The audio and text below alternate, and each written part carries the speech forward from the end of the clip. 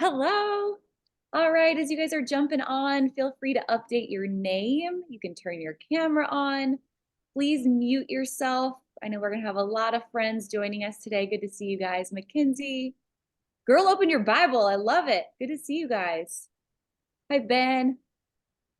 All right, so we have a question of the day. Each morning as we jump on, we'll have a question of the day. Today it is, what is your best-selling brand?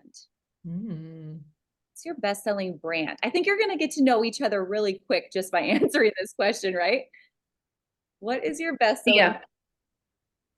All right, just a reminder, camera's on, mute yourself. There is a little raise your hand button if you need it, but good to see you guys. Ooh, Liverpool. I'm a Liverpool fan. Let's see them.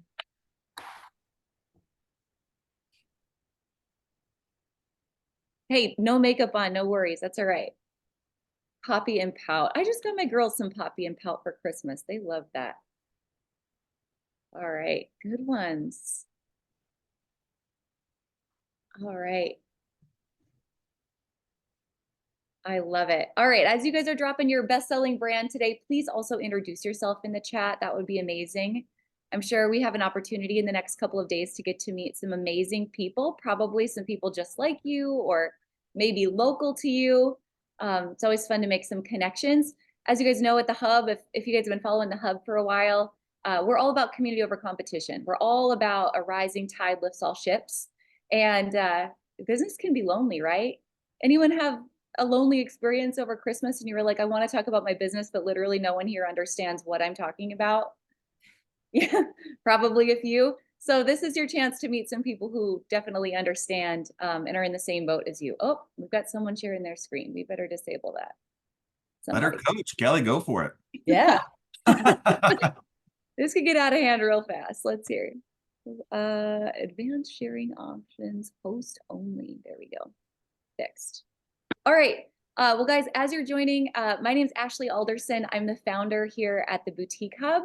I started the Boutique Hub, gosh, 10 years ago. This is our 10th anniversary this year, which is wild. I'll tell you what, sometimes businesses start by happy accident. I actually started the Boutique Hub wanting to discover awesome boutiques online. There really weren't very many 10 years ago. I grew up in North Dakota. Wasn't exactly a retail mecca in my town of 1,600 people. So I loved finding boutiques when I would travel around the country. And I thought, man, I've got to find a way just to bring all these great boutiques together in one spot online so people like me can discover them and shop them. And what happened next was amazing. I found all these amazing boutique owners who actually didn't need a shopping platform. They needed a community that they could trust. My background is in really business development, marketing, public relations. I worked in economic development for a number of years. And then I happened to meet some amazing boutique owners, including Sarah Burks, who, when I talked about this idea I had for the Boutique Hub, they were like, we're in. We really need education. We need community. We need to find some amazing brands that we can trust and everything under one roof. So that's kind of the history of the Boutique Hub. The rest has grown just in amazing ways because of amazing people. So that's really the reason we're here today, to get you guys to meet one another, to help you guys start your year off right. But also I have some amazing coaches on with you today, and I'm gonna have them introduce themselves as well. So Sarah, you wanna go next? Hey guys, I'm Sarah Burks. I'm the Director of Education and Partnerships here at the Boutique Hub. Man, I started here in 2017 when I closed my brick and mortar business and came to work to help build out the community and the education side of the Hub. Ashley and I are Team Rodeo. That is a big connection here at the Boutique Hub. We actually decided, or she actually offered me the job sitting over on a bale of hay at a rodeo one night, talking shop, what do retailers need? And great ideas come at, the weirdest times, but I'm so excited to be here. This is one of my favorite times of the year, best year yet. I love kicking the year off this way, and my skill sets, I think I really enjoy coaching and teaching RBC. I love the merchandising part. I love team management. I love inventory management, sales strategy, all the things. People say I'm a numbers geek, but I don't know that I'm really a numbers geek, but I can tell you when I had my store became much more healthy and successful and vibrant when I really did get to know my numbers and stop being afraid of them. And so that's what I love to see and help store owners across the country turn their businesses around, start paying themselves, having working, less in their business, right? But getting more profit from it. So that's a little bit about who I am. I guess I'm from Wisconsin as well. 2 daughters, and been married to my husband Jacob for over 20 years. I have coaching experience, all the things. And I'm an open book, you guys. I am 100% an open book. I will tell you probably so many stories about how I have failed in this industry, which I think really has helped me obviously grow to where we are today. So anyway, I'm excited to be here. I'm going to turn it over to Jeff. Hey guys, so I'm Jeff with the Boutique Hub. I run Boutique Hub Black here at the Boutique Hub, and then coach on all things online marketing and search engine optimization. Inside of Boutique Hub Black, we've really discovered a ton of new stuff, like in the retail industry, and how to capitalize on finding new customers and getting them into your store for brick and mortar stores and online stores, and getting them onto your website, and how to increase conversions. And so, I'm here to help you just bring as much of that knowledge to you guys here on this webinar this week as we can, and just give you kind of the top strategies that we see emerging on, both paid and organic reach and brand awareness and product sales. I've been with the Boutique Hub for 5 years, I think. I don't know. I don't really keep track of these things, but I think I've been here 5 years or so ish. Time flies when you're having fun, right? That's right. I love it. All right, Sarah, do you want to do some housekeeping for everybody? And I'm going to start sharing my screen, and we'll kick this bad boy off. Oh yeah. All right. So housekeeping. So as Ashley mentioned, please stay muted, turn your cameras on, be present, be available. But if you have a question, you want to raise your hand, please use the raise your hand feature. We're happy to, we want this to be interactive. We're definitely going to have some opportunity for Q&A and things at the end. Today's session is, we aim to be about 90 minutes. So we want to be very respectful of everyone's time. Yes, it is recorded. So if you do have to drop off or something comes up, you can always watch the replay. You'll have access to that. Let's see. There is you should have gotten an email. You should have gotten an email in preparation for today that had some instructions and some things that we're going to be going over. It has a PDF for you to follow along with and to fill out throughout today or after, once you're done today, and really resonate on throughout the week. So we'll talk more about that as well. But that's kind of the kickoff to everything. No silly questions, right? There's no such thing as a silly question. We know everybody is in a different space in their business. Everyone is welcome. I love the question of the day.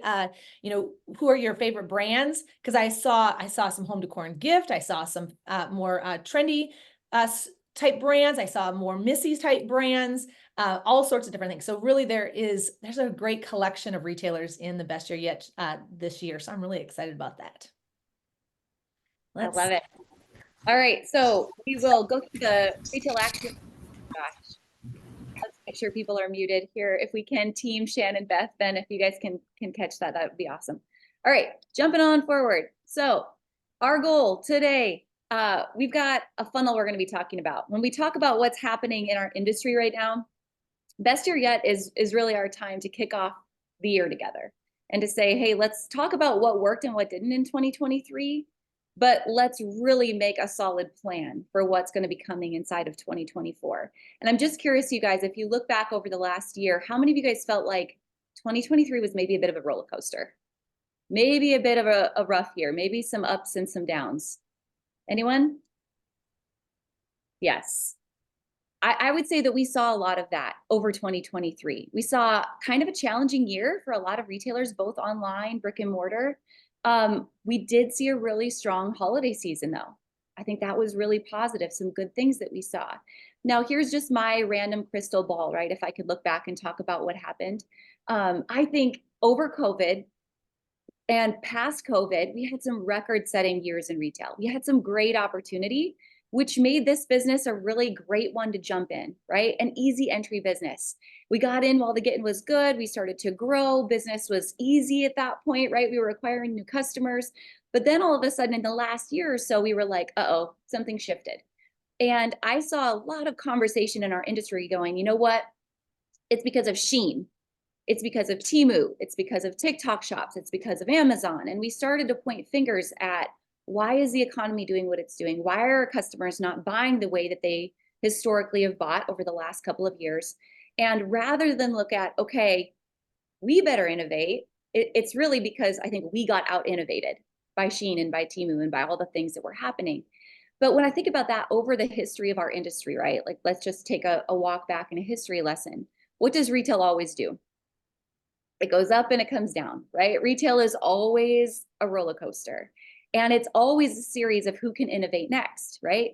So we had the housing bubble of 2009. We saw real estate do crazy things. That affected our industry. We've seen numerous election years. We've seen numerous recessions. We've seen the rise of the internet, where brick and mortars were like, oh my gosh, this is going to be the death of brick and mortar. We saw the beginning of Amazon. And retailers thought this is going to be the death of all of us, right? But really, it's not. It's just our opportunity to innovate. And that's what we do great in this industry. So when I think about where we're going next, 2024 is going to be a year of innovation for us and a year of opportunity for us, because here's the secret. When we think about blaming Shein and blaming Temu and blaming TikTok shops and all the stuff that's going on, I say this all the time, and I'm just going to shout it from the rooftops. Please, like, amen if you're with me. Cheap ain't loyal. Cheap ain't loyal, right? So competing with those sites and feeling like we have to run after the same customer isn't going to work for us. So we have to figure out, how do we go back to the roots of our industry and be curated and be unique and be thoughtful, and really, number one, build a community. And Sarah and Jeff, I'm sure you guys can agree, like, the number one most important thing we can do in 2024 is build a community around our brand. We're going to talk about that in the next couple of days. But with building a community comes really getting into the nitty-gritty of your numbers. And that's going to be the focus for sure of the next couple of days, starting with today, which is our top of funnel, and that's acquiring more customers. So Jeff, if you want to talk through this kind of over the next 3 days, how we're going to approach the funnel. These are the 3 most proven ways you're going to grow your business in the next year. Jeff, you want to detail these out? Yeah. So like, this is kind of a traditional sales funnel model. Like, you see this a lot in e-commerce, and it's important for both online boutiques and brick and mortar boutiques. A lot of times we see that, brick and mortar boutiques kind of think online promotion and online search and online, awareness is only for online boutiques, but that's not the case. Making your boutique known to your local market, making your boutique known to the surrounding areas is unbelievably important, because that's what fills up the top of your funnel, right? It's brand awareness. And so we have to get our name out on Google Maps, out on Google My Business. We have to maintain our websites so that our search traffic is coming back to our site, and then people go, oh, they have a store, and then they walk through our door. And same with websites. We have to stay in front of search and in front of social. And so, the cold market, the cold layer of the funnel is the widest net that we can cast, right? It's the widest net we can cast. We want to get our brand name out to anybody who may or may not be interested in our boutique or our home and gift store. We want to be in front of everyone. And then we trickle those people down, right? So then we bring them onto our page, or we bring them into our store. And once they're on our page or inside our store, they're 8 times more likely to buy from us again, right? So, like, that's the goal, right? Is start with this gigantic net, bring them onto our page or into our store. And then once we have them there, we just stay in front of them. We stay in front of them. They're 8 times more likely to buy. And then guess what? They go from buying once to buying twice, to a loyal customer, to a raving fan. And before you know it, you have this following, you have this tribe, if you will, of loyal buyers. And the boutiques that we saw and the home and gift stores that we saw really accelerate last year, even though times were tough, were people that weren't scared to get online, get on their social media, and be a little bit vulnerable, and tell their personal story, and tell exactly why they do what they do, and feature their brands, and jump in front of a video camera and blast that out to the whole world, to the entire cold market, and then understand that this is a huge wide net. I'm not going to get them all, but those that come, I'm going to love on. And they did. They loved on them inside their store. They loved on them on their website. They stayed in front of them, and it was a good year for them. And so that's what we're going to talk about. We're going to break that down We're going to talk about the top layer of the funnel today, the middle layer tomorrow, and then the bottom the last day. I think that's the plan. I'm not real good at reviewing these plans, as you may imagine. And so I think that's the plan.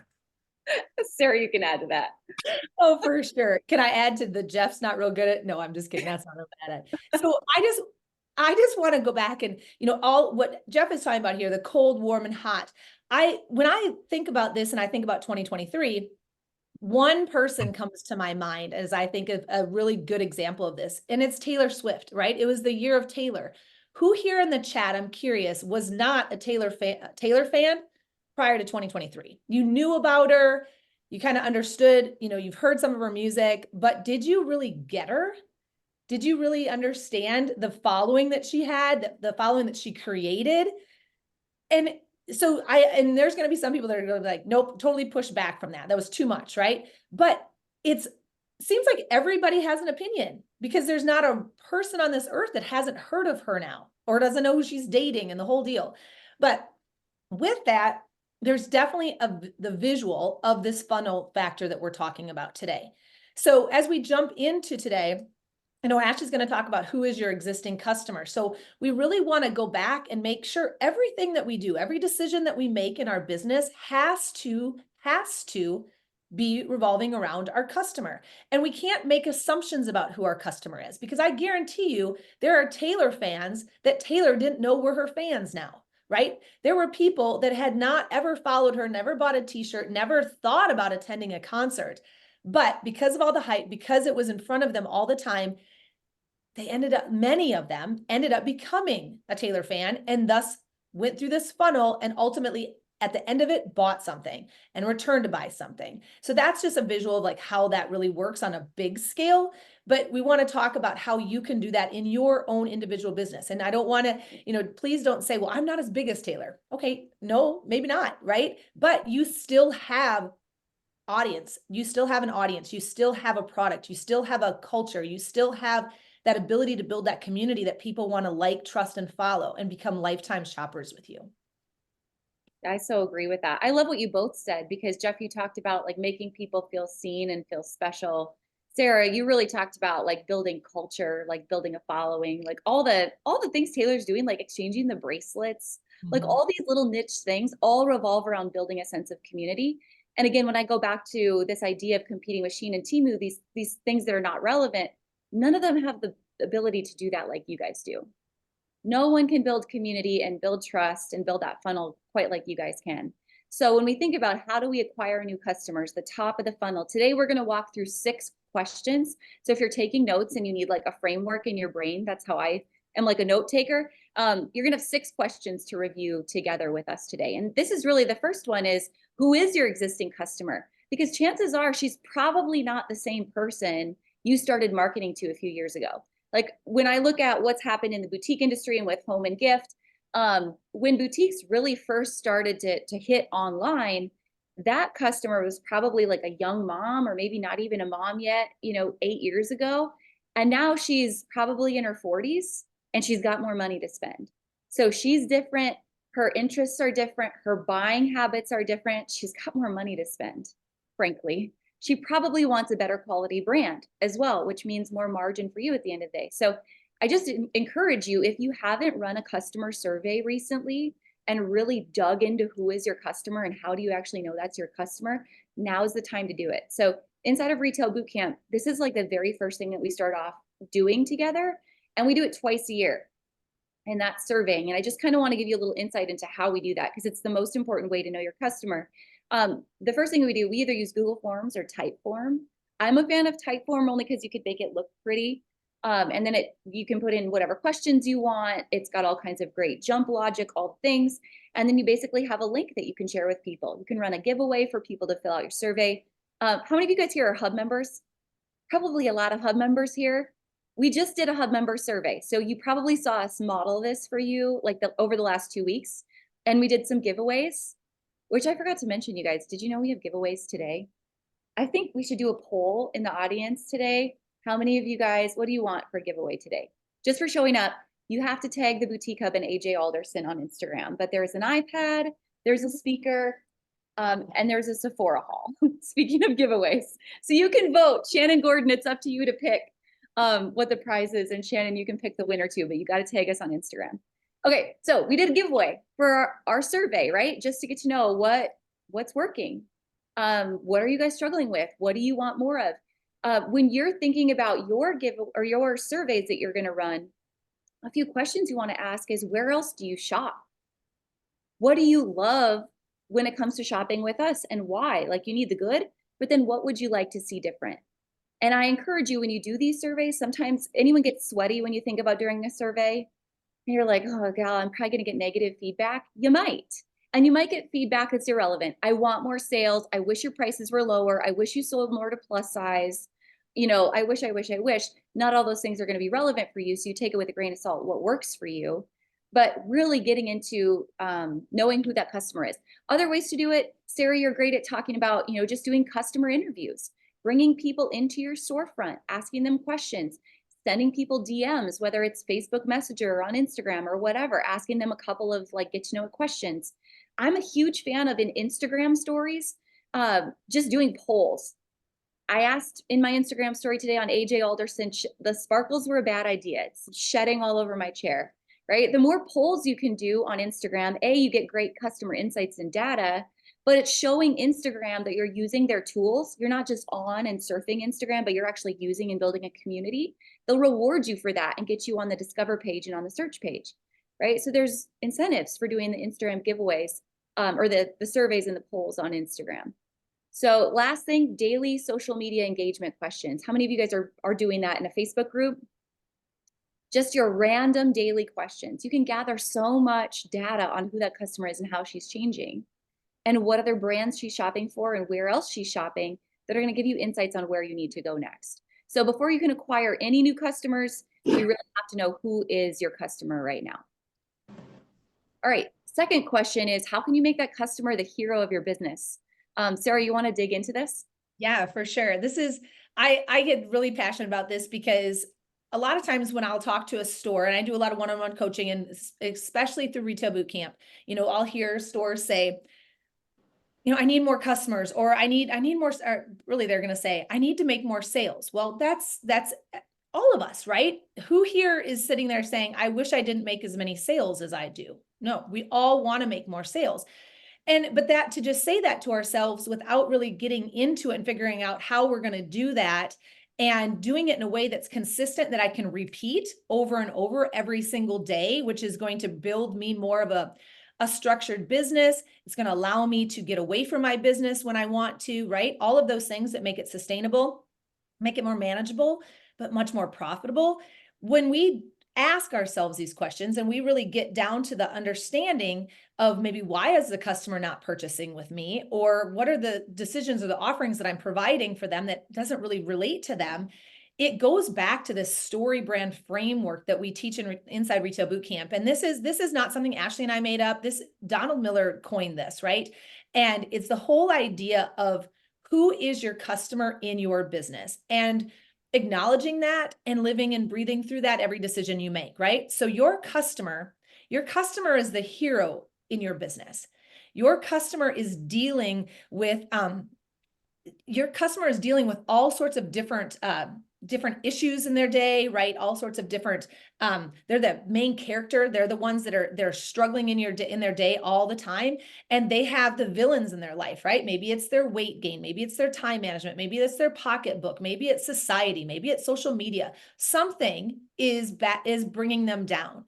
And they are looking for a store, for a guide, for someone in their life that can really help them live their very best life, whether that's making them feel better about themselves financially, power-wise, how they look, all of those things. So it's up to us in the business. It's up to us to really get inside their brain and understand that psychology behind why people buy, and resonate that with our marketing, with our products, with our store, our store layout, with our team, the way our team interacts with people, all of those things.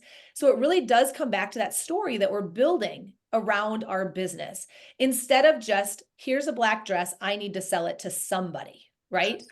What does the black dress represent? What problems does it fix in a person's life? How does it make a person feel when that person, looks at it, puts it on, walks into a room, all of those things? How can you guide that person in a way to help them understand that and trust it, right? Because there's so many people out there throwing product out. There's no such thing as scarcity. I think we talk about this a ton in Retail Boot Camp. It's not 2012 anymore. It's not even 2019 anymore. Scarcity is not a thing when it comes to product assortment and offering. So we have to set ourselves apart as a business. We have to really make it very uber obvious and gain that trust with our customers. And the way we want to do that is by building that community. It goes back to what we talked about at the very, very beginning. Humanizing our brand, showing up authentic, as Jeff said, showing up, no makeup on, just in our pajamas, maybe having a good conversation with our members, our customers, building that trust, saying, hey, look, I'm a real person too. I'm a real person too. I think that is going to be the story in 2024. I'm super, super curious if for my home decor and gift people out there, I read an article that talked about one of the big trends in 2024 is the messy house. That we've all lived in this world of perfection and clean counters and white spaces and all these things. And because of TikTok and viral videos and all of the things where we're seeing people in their real life and we're seeing people living in homes that are lived in, right? We've normalized that and people are starting to relate to that. So I see how that's going to be translating into retail too. And, to Jeff's point about the funnel, not being afraid of just getting ahead of that and being vulnerable there and letting people resonate with you and building that connection, I think is going to be extremely important. I'm big on the messy house trend. Anyone else? Yeah. Heck yeah. I think I'm all for it. I'm all for it. I love it. Sarah, let's just take 1 second because I love you guys having this framework, right? And we had the Story Brand team on our podcast on Boutique Chat. So if you want to know more in detail on just the whole Story Brand framework, it's on the podcast. Just search Story Brand. But let's do some real world examples really quick, if you don't mind. So I would love for you guys to share in the chat, when you think about your brand and your customer, what is the villain? Who's the villain? What is it that your customer is really battling right now that is the villain? And then how have you made your hero your customer? Time, money, body image, weight, money. And then two, just thinking about the top of the funnel, right? So if you identify your hero, if you send out that customer survey and you get a bunch of positive feedback, think about too, how do you find more of those people? Where do more of that type of person live, right? What groups are they part of? What words do they search? What websites do they visit? What social media platforms are they on? That sort of stuff. How do we find more of those people? I love it. And let me take it even a step further. You're going to find those people. But the two biggest things that you're hearing or that you guys are saying right now, money, and let me just talk about body image, right? So when you take that, those are the villains. The way that you make yourself the wise guide is that you coach around those two topics, right? So if we're looking at money as a problem, you can't run a sustainable business by lowering your prices and taking less margin. That's not an option. So the idea of your ideal price point is where the perceived pleasure of getting this product outweighs the perceived pain of paying for it. So what is your job? It's to really provide value. Okay, so how do I talk about, here's all the pleasure I get from this product. Look at how these Judy Blue jeans suck in my poopa, right? Look at how this does this for my body image, right? But then also here's the value of how many times I can wash them. Here's my cost per wear. Here's the value of the quality of the product. If we can coach more on quality, whether it's home decor, whether it's the candles that we're burning and the air quality they provide, or the fashion that we're selling people, if you can up the quality and you can up how they solve that problem, then you can up the price all day long. Price is just a fictitious number that we've made up, but it's the first thing people look at if there's no quality associated with it. So those are all overcomable objections. Those villains you can defeat all day long, but it's really going to come down to your marketing and how you talk about that. And like Jeff said, how you get incredibly vulnerable and honest and coach to those major pain points. I wanted to shout out Kathy in the comments. She said, slow shipping is the villain. I have learned to go above and beyond and make a loyal customer. I absolutely love that. I was in a store over the holidays and somebody did the deal, right? They're standing there looking at something, they pulled it up and they're like, well, I could get this, $5 cheaper online. And the store owner was like, yes, you could, or you could take it today. You could wait 7 to 12 days and get it in the mail, or you could take it today. And it was just kind of like, that person was saying, I understand, here it is, it's available here. You don't have to wait in line, all these things. And the person kind of was like, oh yeah, I guess I hadn't really thought about it, because I actually want it soon. I want it for the weekend. I don't want to wait and maybe not get it for New Year's Eve or whatever it was. So understanding that, and, what are those pain points? What are the things that are, really affecting them negatively in their life, and issues that they're concerned about, all of those things. So, I really like that you talked about shipping. Shipping is a huge one, right? The whole better get it bought by this day or it might not be delivered. I mean, it's still not a guaranteed.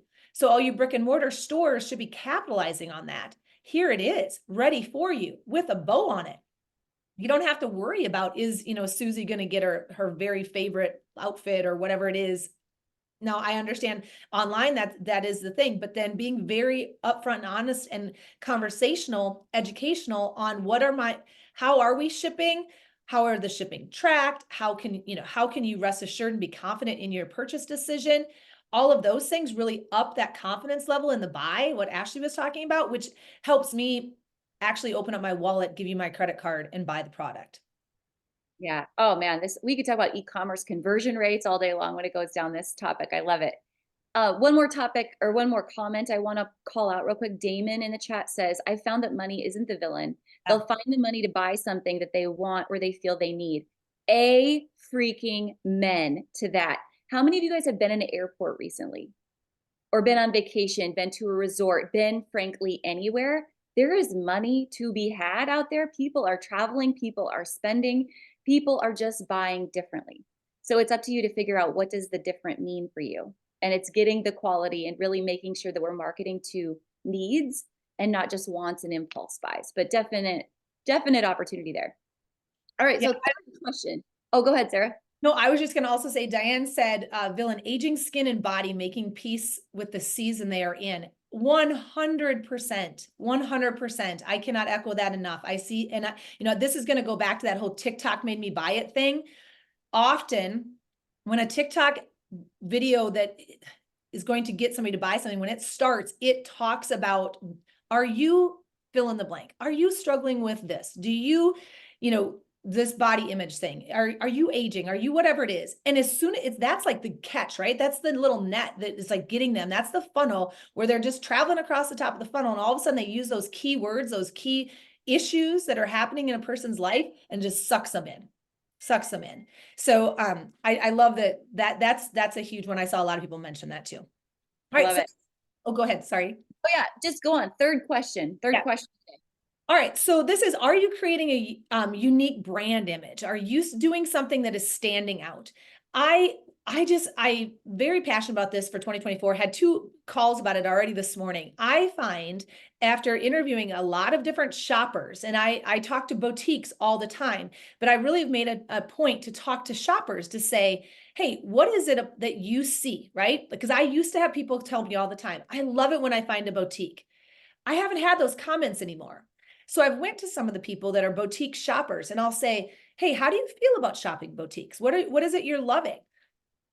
A lot of times they're saying they're not very unique. They're saying, the shoppers are saying that it all looks the same. So when we are thinking about what we're going to do in 2024, I would really encourage you to up level your merchandising. I would really encourage you to make sure that when you're putting something out there and you're doing an event or you're taking a photo, don't just do it to check a box. Don't just do it to say, I'm done. I've got it done. It's out there. Because that doesn't really, it doesn't work anymore. It doesn't work anymore. It might for your said tried and true customers that you've already got the buy-in, right? They get it. But as far as what Jeff was saying, how do you find more of these customers? We have to be unique and we have to serve them in everything we do. So I just added a few different examples here, and the Poppy and Stella photo that's over here in the corner. When you look at this, they have their purses very nicely hung, merchandised, right? They are giving them adequate space to be visible. There's nothing junky about this. They're using different levels and tiers. It's white background. It's very clean. It gives that person that opportunity to not get super distracted or feel overwhelmed, but the eye is led from one side of that store to the other. So there's a lot of very good, what I think is healthy merchandising done here. You can see they offer shoes, they offer some decor, they offer the jeans, all of those things. And it's cleaner. So I know I just mentioned about the whole home decor and gift trend of like living in a space that is more messy, right?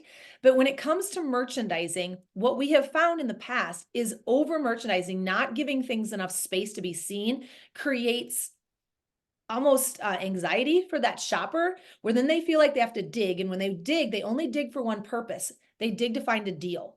So we don't want to be the TJ Maxx's of the world and the discount stores of the world where everything is mismatched and not properly displayed. So that is just an example there. Something else when you do an event, I have a Pink Friday photo here. The idea here is getting a community of people to put together or to work with you on an event or on a promotion. And Pink Friday is a great example of this because that is our big shop small first movement that we do as the Boutique Hub and encourage all small businesses across the country to participate. It's the Friday last year going forward, we've traditionally had it the Friday before Black Friday. And it is a nationwide movement to get shoppers to support small businesses. What does this mean? It means you're not out there coming up with your own little event 100% by yourself. When you have an opportunity to build a community around something, we really encourage that you do it. Be that loud voice in the industry, right?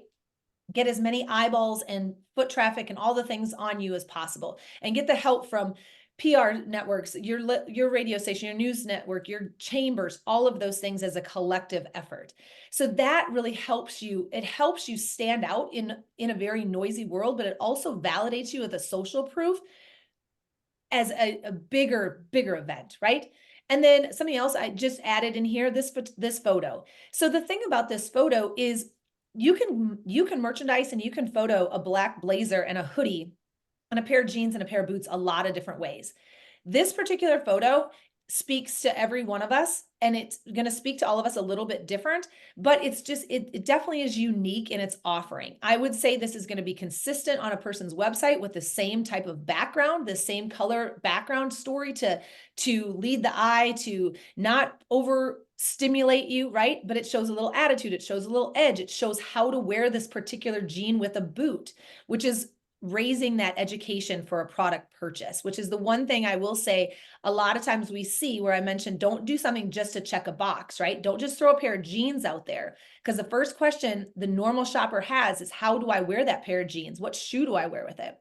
So this photo where it's all put together really shows that. And it also shows that lifetime value of a product, right? Like I could dress this blazer up, that's one way, but give my customer the confidence to know that, oh, you know what, Sarah, you could also put it on with a hoodie and a pair of distressed jeans and make it much more casual. So there's a lot of versatility to this potentially $120 jacket that you're offering, other than just it's a one-time buy. I love that. I just want to holler, how many of you guys are brick and mortar versus online? You can drop that in the chat.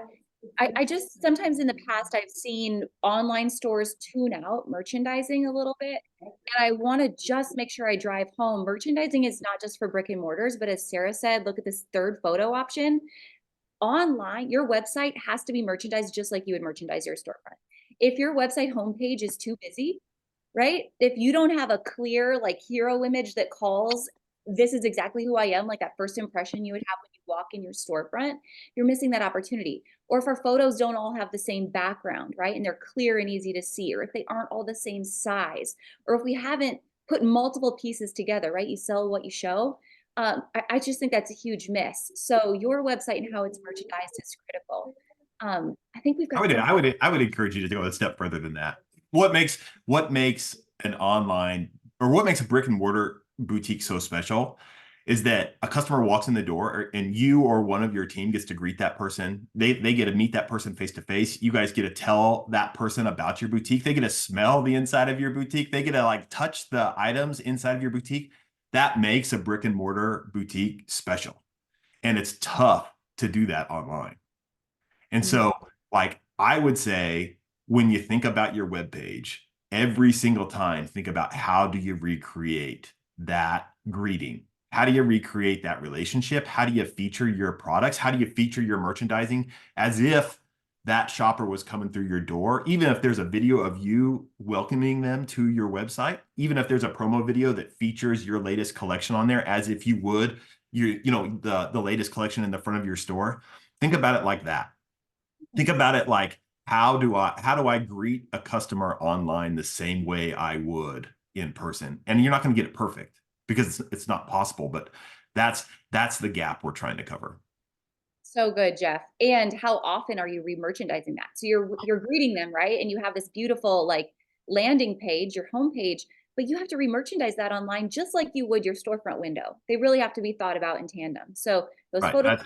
If how often would you redo your front window if 11,000 people pass in front of it every single day? A lot. You would redo it a lot. And so I think about that online. You can't let your homepage go stale. Yeah. Amen.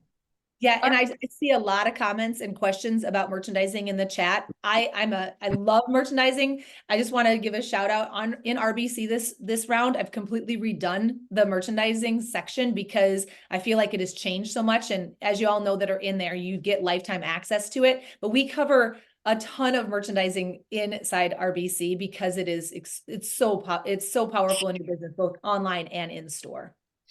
Absolutely. All right. Question number 4. So we talked about who's your customer, making them the hero. We talked about your brand image, but let's just talk about where are you marketing right now? Has everyone seen the trend on Instagram, the ins and outs, like what's in, what's out for 2024? Has anyone made that yet? I'm going to make one of those today. But I think one thing that is out in 2024 is trying to be on every single platform because it looks like it's the popular thing to do and everyone else is doing it. Right? Who has time for that? Let's just put our line in the sand right now. TikTok, yay or nay? Where are you at on this? Where are you at on this? There's all kinds of opportunity on TikTok. I'm not going to lie. There are some people crushing it on TikTok. But you know what? It's not for everybody. And that's okay. And it's okay to say it's not for me. And same is true for any of these platforms. But I think when we're talking about top of funnel and where are we going to go to acquire new customers, it's all about, in my opinion, I think quality over quantity. We've got to get really good at some of these channels before we move on to the next one. So I'm just going to give you a couple of like my opinions on how valuable I think each of these are. First, let's talk about Facebook.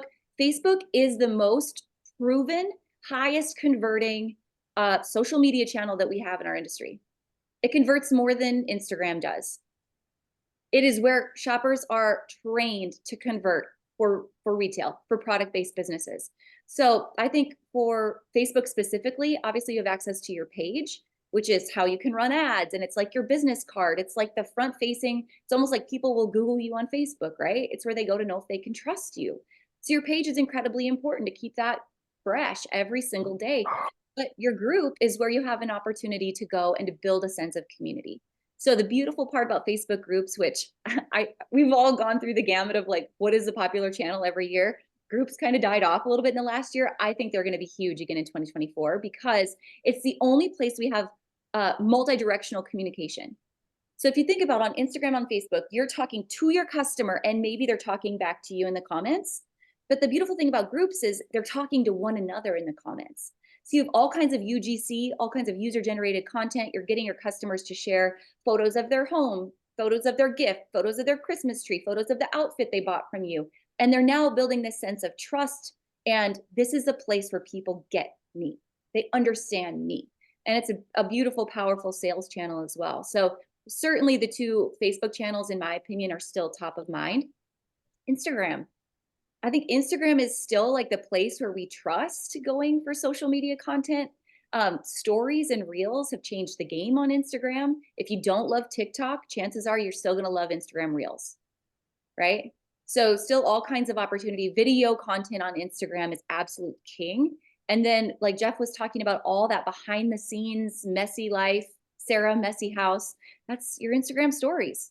People want to actually see what you ate for lunch yesterday, believe it or not, despite how silly that may feel. They want to see it, all the behind the scenes stuff, right? And generating the FOMO in your brand and in the products that you're about to launch really comes from Instagram stories. Let's talk about TikTok. Sarah, I'm sure you can jump in on this. Jeff, you can jump in. Let's have a quick TikTok chat. We won't offend too many people. I think TikTok is a very powerful place for commerce, a very powerful place for commerce. But your decision is, do I really want to do TikTok shops? Because the return rates, I mean, we're talking about 30% return rates in some cases that come back smelling like kitty litter sometimes. So is that an opportunity for me? That's got to be up to you. What does it look like for your business? Can you handle it? Do you have enough time? Do you have someone to help you with the content on TikTok? Sarah, Jeff, what are your thoughts? Yeah, I'm just going to jump in and say, you know, again, anybody that's been in any of my coaching calls or RBC of any sort, I always talk about you literally have this plate that you carry around every single day. You don't realize you do, but you have even heard yourself say, I just don't have the capacity. I don't have any room on my plate for this. Well, that's the literal plate that I'm talking about. So it doesn't matter which one of these platforms you're using, use it to its fullest, right? And live there, maximize it. What I see with TikTok is it's fun. It is a brain candy. That's what I think of it. I think of it's brain candy for myself. I do use it for like who used a TikTok video to create an appetizer for their New Year's Eve party or Christmas event you went to. I bet a lot of y'all did. That, I mean, I jump on there for quick videos of those sort of things. The thing about the TikTok shops and it as a platform is the time commitment. When Ashley talked about the return rate, that is crazy. The amount of times we see stores that are getting back over 30% of their sales come back as a return, and the money being held up, all of those things. There's a lot of issues around TikTok. But then again, no platform's perfect. I get that, but it does work for some people. But it's a marathon. We have to look at the long term in it. We can't just look at the 1 day or 2 day or the one item sell out, all of those kind of things. It doesn't matter what platform we're on. We have got to look at the long game and what we invest in it time-wise, our personal energy. And maybe when we say yes to TikTok, what are we saying no to? That's my big thing on this side of it. You know, if I say, yes, I'm all in on TikTok and I'm building my TikTok brand, why I have 25 customers coming into my brick and mortar store that I'm letting my $8 an hour employee deal with. And then all of a sudden my brick and mortar sales start to suffer, but I'm over here hoping to build my TikTok brand. Is it worth it? Right? Do I have a plan that's sustainable for growth on both platforms? So it is one of those things that, it's up to you, but definitely don't just dive first, head first in because somebody else said that they've had a lot of growth on TikTok. Yeah, I think doing what is right for you. Amen. And just what can you do consistently? Yes. What can you do consistently and what brings you joy? Some of these things are not joyful, right? So if it's not like a bucket filler, it's a bucket dipper. So who can help you with that? If it's really important to your ideal customer, right? And where you need to be marketing. TikTok still has huge opportunity, even if you aren't particularly using shops, but it's not for everybody. Pinterest, let's talk about that. Pinterest isn't a social channel, it's a search platform.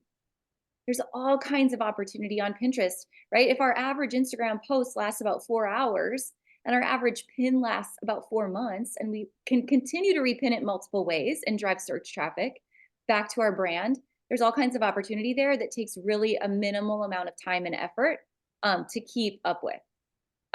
Someone mentioned YouTube in the chat. I want to talk about that for a second. And Jeff, we're about to get into Google Perspectives, which is going to be very heavy on YouTube. That's going to be a mind-blowing conversation. Just a hint here. I don't know if you guys have heard about Google Perspectives, but Google Perspectives combines Facebook groups, Facebook pages, Instagram, TikTok, Pinterest, and YouTube all into one search feed. And so we really should have had that as one of the channels here, but we're holding off. We're holding off for just a little bit. So I know a lot of you guys have heard me talk about it already, but we'll get into it here in just a minute. Yeah, I love it. We're gonna dive deep into that. But YouTube, yes. So can you create the video content that you can use across multiple channels, whether it's Reels, TikTok, YouTube Shorts, put it in your Facebook group. the post is just get the video content and you can use it multiple different ways. All right, finally, the last two mentioned here are email and text. And email and text are still absolutely top. Email especially. I feel like I've been on the soapbox for 10 years talking about email marketing, talking about segmenting your list, growing your list, building out your flows and automations. We talked a lot about earlier today, everyone looking alike, right? And everyone doing a lot of the same things over the past 2 years. This year, if we don't really like dig into our inventory, dig into our numbers, and really dig into growing an email list, like I'm gonna hang my hat on that pole. I just think it's gonna be the thing that really sets people apart. You have to have a list. You could use it multiple different ways. You can run ads to your list, but really growing and segmenting that email list is critical. All Yeah, right. and it used to be it used to be called growing an email list, and now it's called growing an email and phone number list because text message is going to go like crazy. And so, if you have opt-ins, if you're offering a person a coupon, if you're inviting somebody to a special event, don't be shy. Ask them for their phone number so that you can text them, so you can do text message marketing, and just make it optional. If they don't want to leave it, fine. But ask. I agree with that. Can I jump in real quick on what Jeff just said about just ask? Because a lot of times people are like, oh, I'm just a little shy to ask. What if they say no?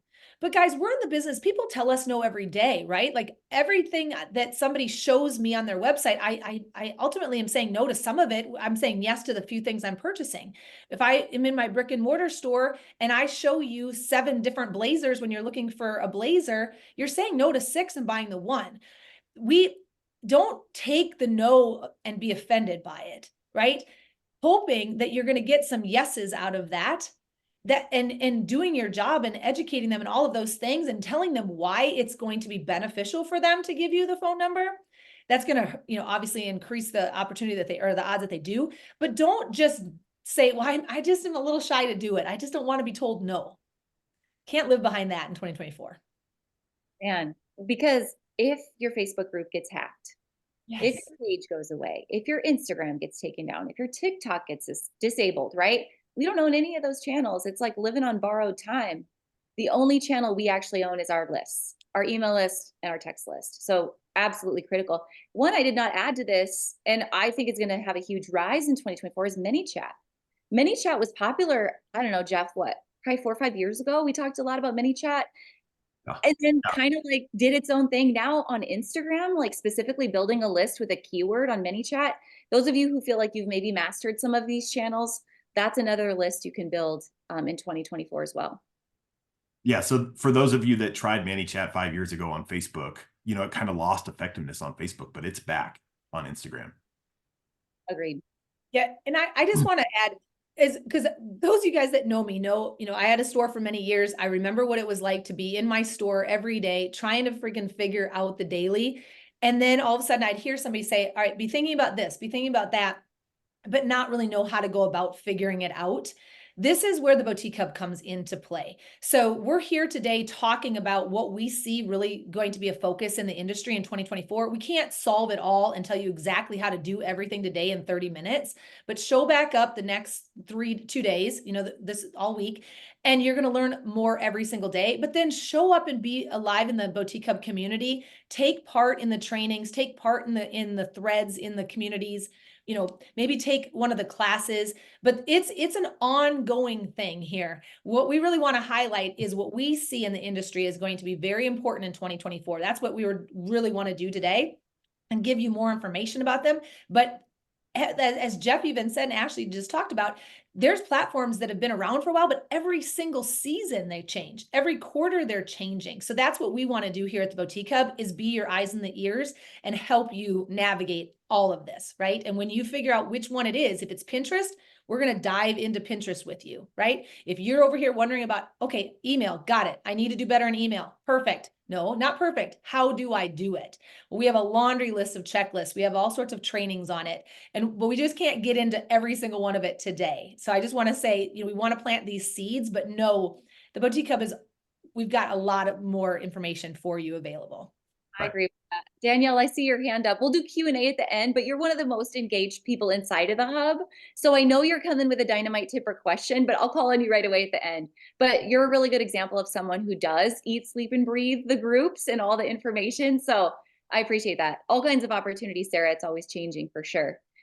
Someone just mentioned this in the chat, and I love it as well. Physical addresses, right? We've gone so digital with all of our marketing, which is powerful. But what else do we get in the mail besides bills, Beyonce? Right? We want to get some happy mail. So the opportunity to go back to physical mail, postcards, that sort of thing, handwritten notes for your VIP customers, that's still a huge opportunity in marketing as well. All right, last thing before we jump over to Jeff and he's going to get all nerded out on us is I just want to relate, you have the platforms that we're marketing on, right? The more quality and the more engagement that we have on these platforms, the more Facebook and Instagram will start showing and promoting our accounts to others, right? Like on the Discover feed on Instagram, a little like magnifying glass looking thing, right?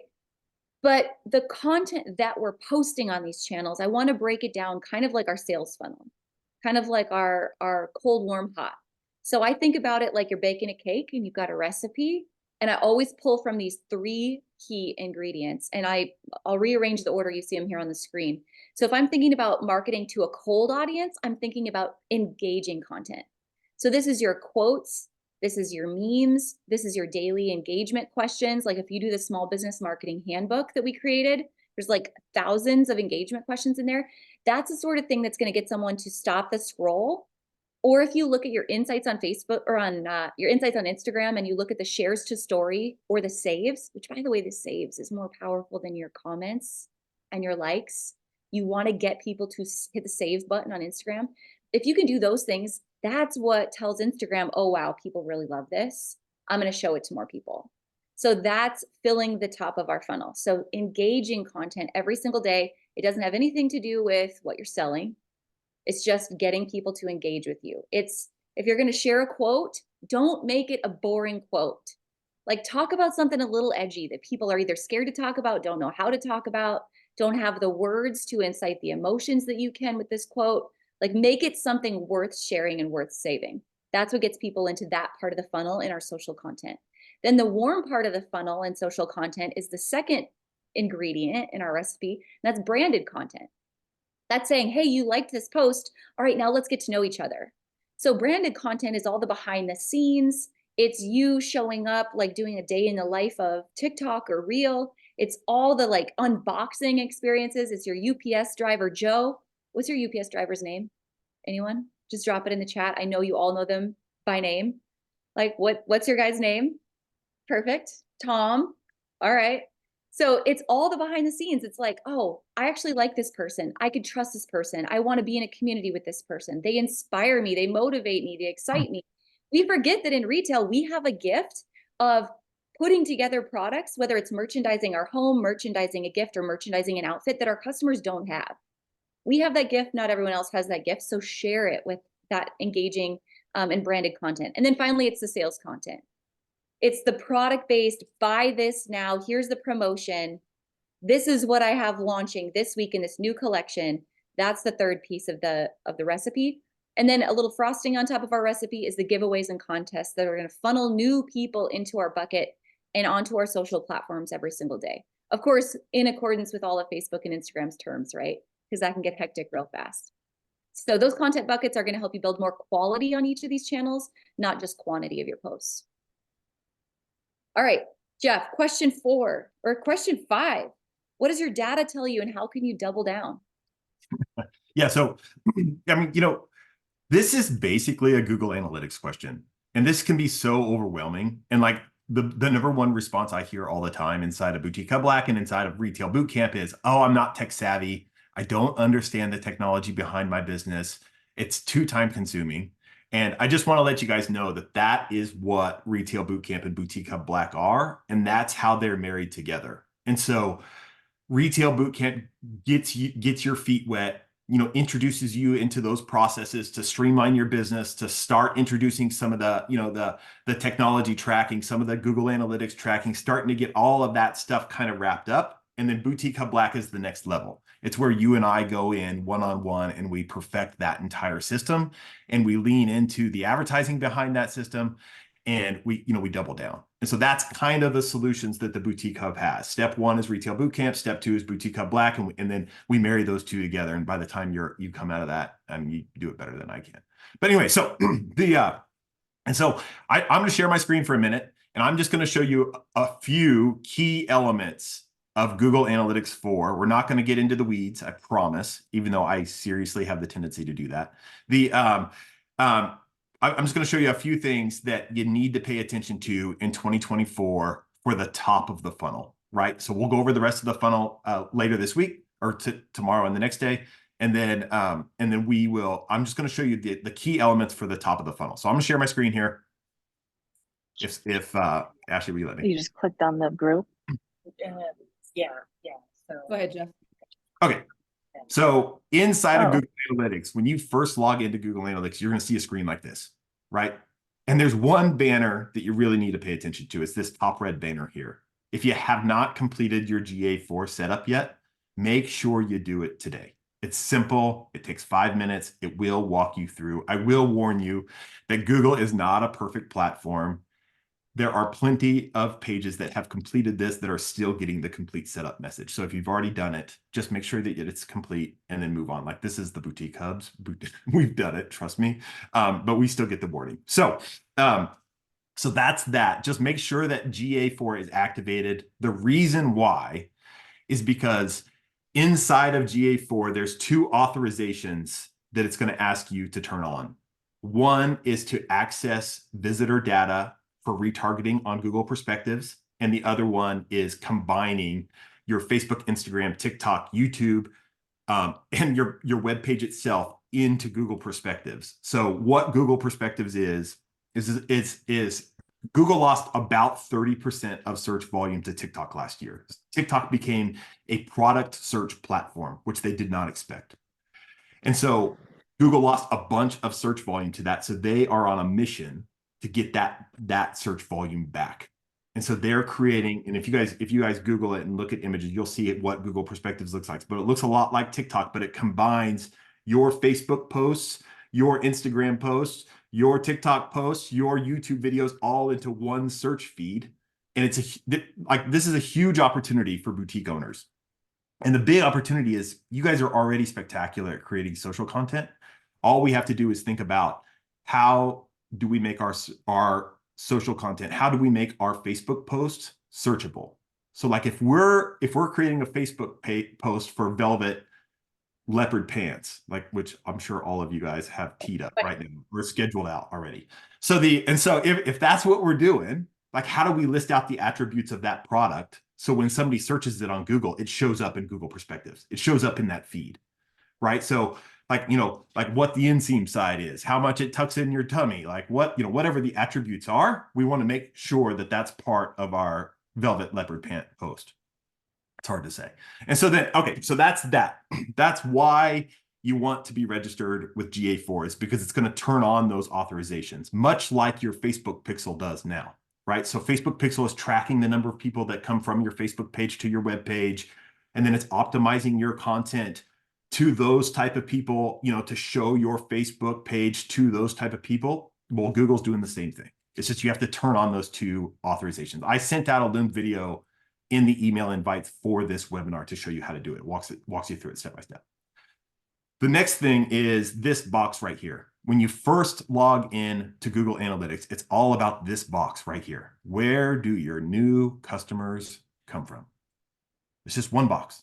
It's simple, right? So when you come in here, you just click View User Acquisition, and this will break down where your new customers come from. This is the health of your top of your funnel, right? This is it. This is the health of your top of funnel. How many people find you on organic search? How well are your keywords working? Are your keywords being indexed by Google inside your products? Like, is Google picking up your products? Like, if this says 0, we got a problem. Houston, we got a problem. Like that's a problem. Is your organic social being picked up? If your Facebook and Instagram and Pinterest pages and TikTok pages are not being indexed by Google, your organic social is not being indexed by Google, if you're not getting traffic off Google from your Facebook page, you don't stand a chance on Google Perspectives. You want to keep a close eye on that.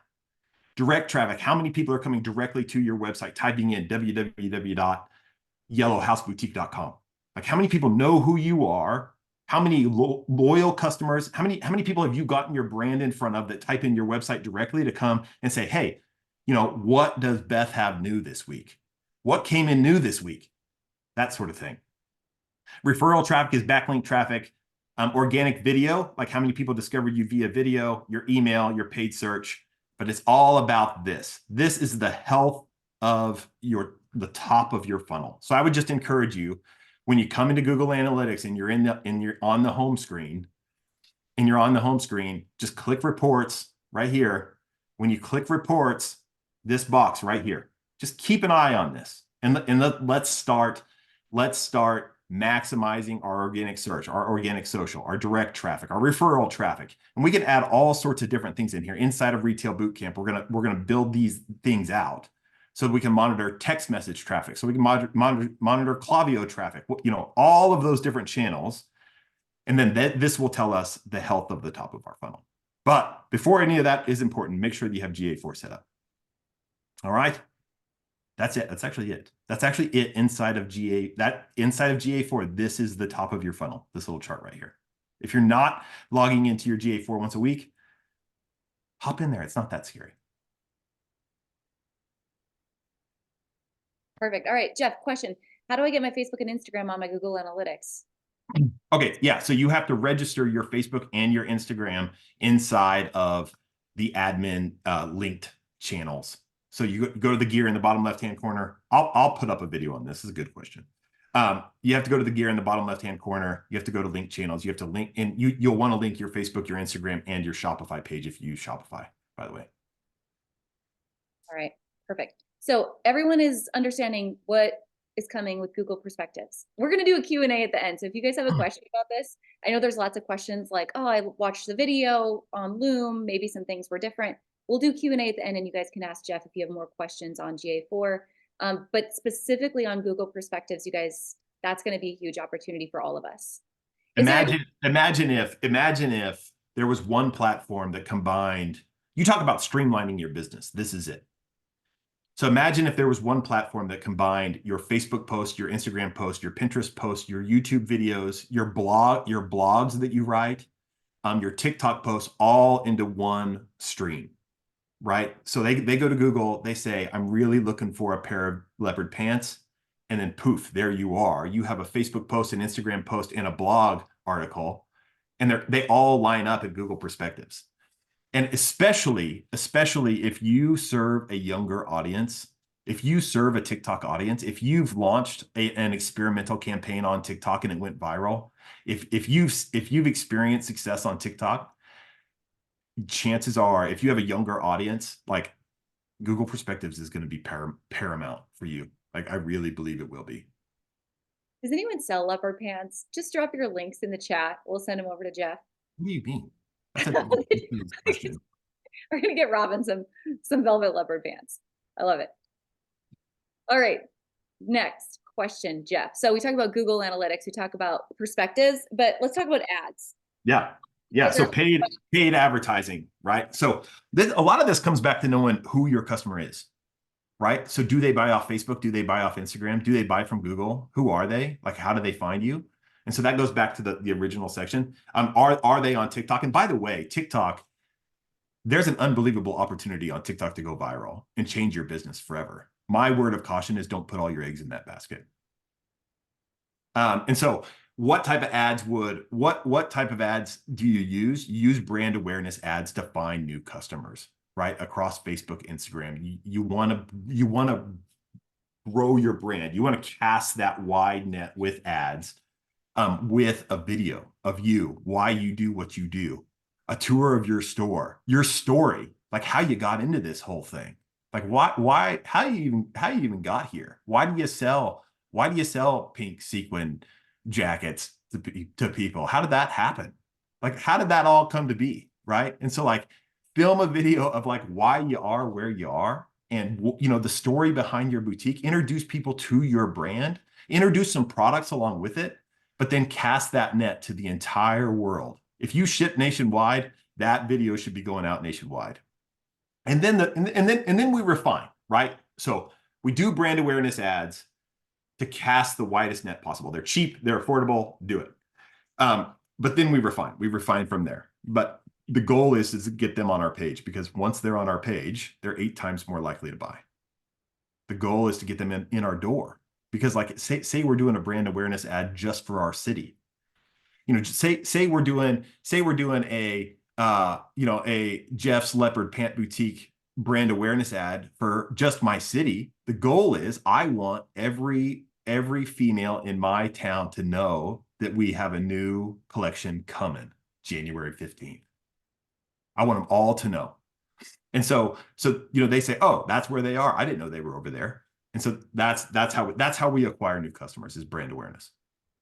I love that. Jeff goes into a ton of detail inside of Retail Bootcamp on all the different ad types, all the different positions of your funnel, what works, what doesn't, how to read your reports. If you use an agency, which is great, many of you do, how do you work with your agency? Even smarter, and understand those reports.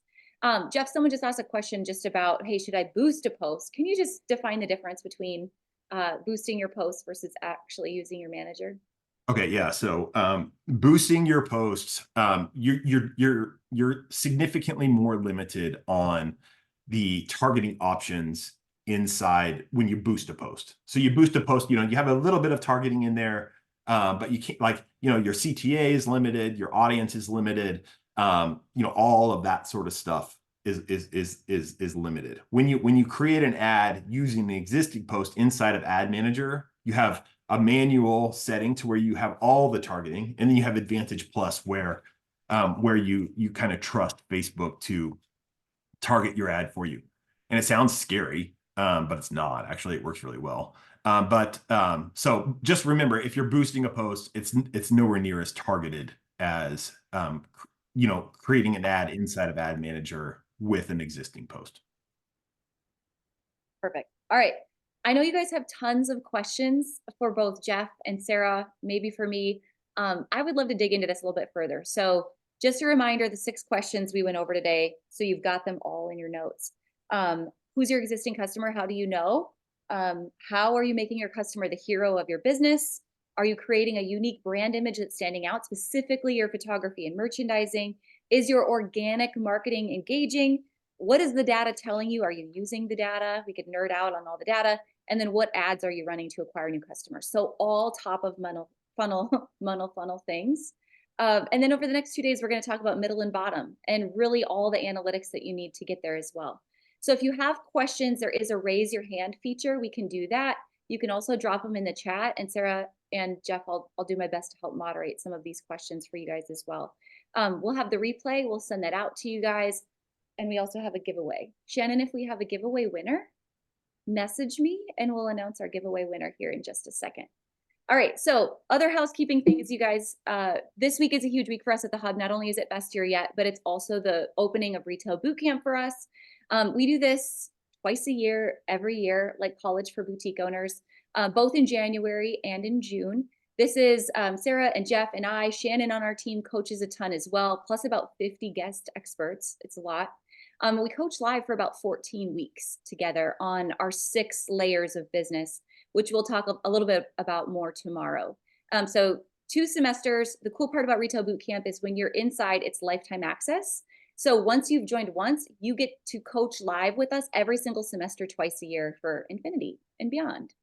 So that's going down at the moment. So if you have Retail Bootcamp questions, you'll probably get an email about it, or a couple. We love email marketing. We'll practice what we preach all day long. But you can ask us questions about Retail Bootcamp as well. So, all right, if we have some hands up, let's do some Q&A, shall we? We'll do hands up first, and then we'll go to the chat second. All right, Val, good to see you. Let's call on you first. Good morning. Sorry, I sound kind of crazy. I've got the crud that everybody in America has. So anyway, so 2 questions. On the GA4 kind of stuff, what do I type in or search, or where do I go to make sure that I've got all of those boxes checked?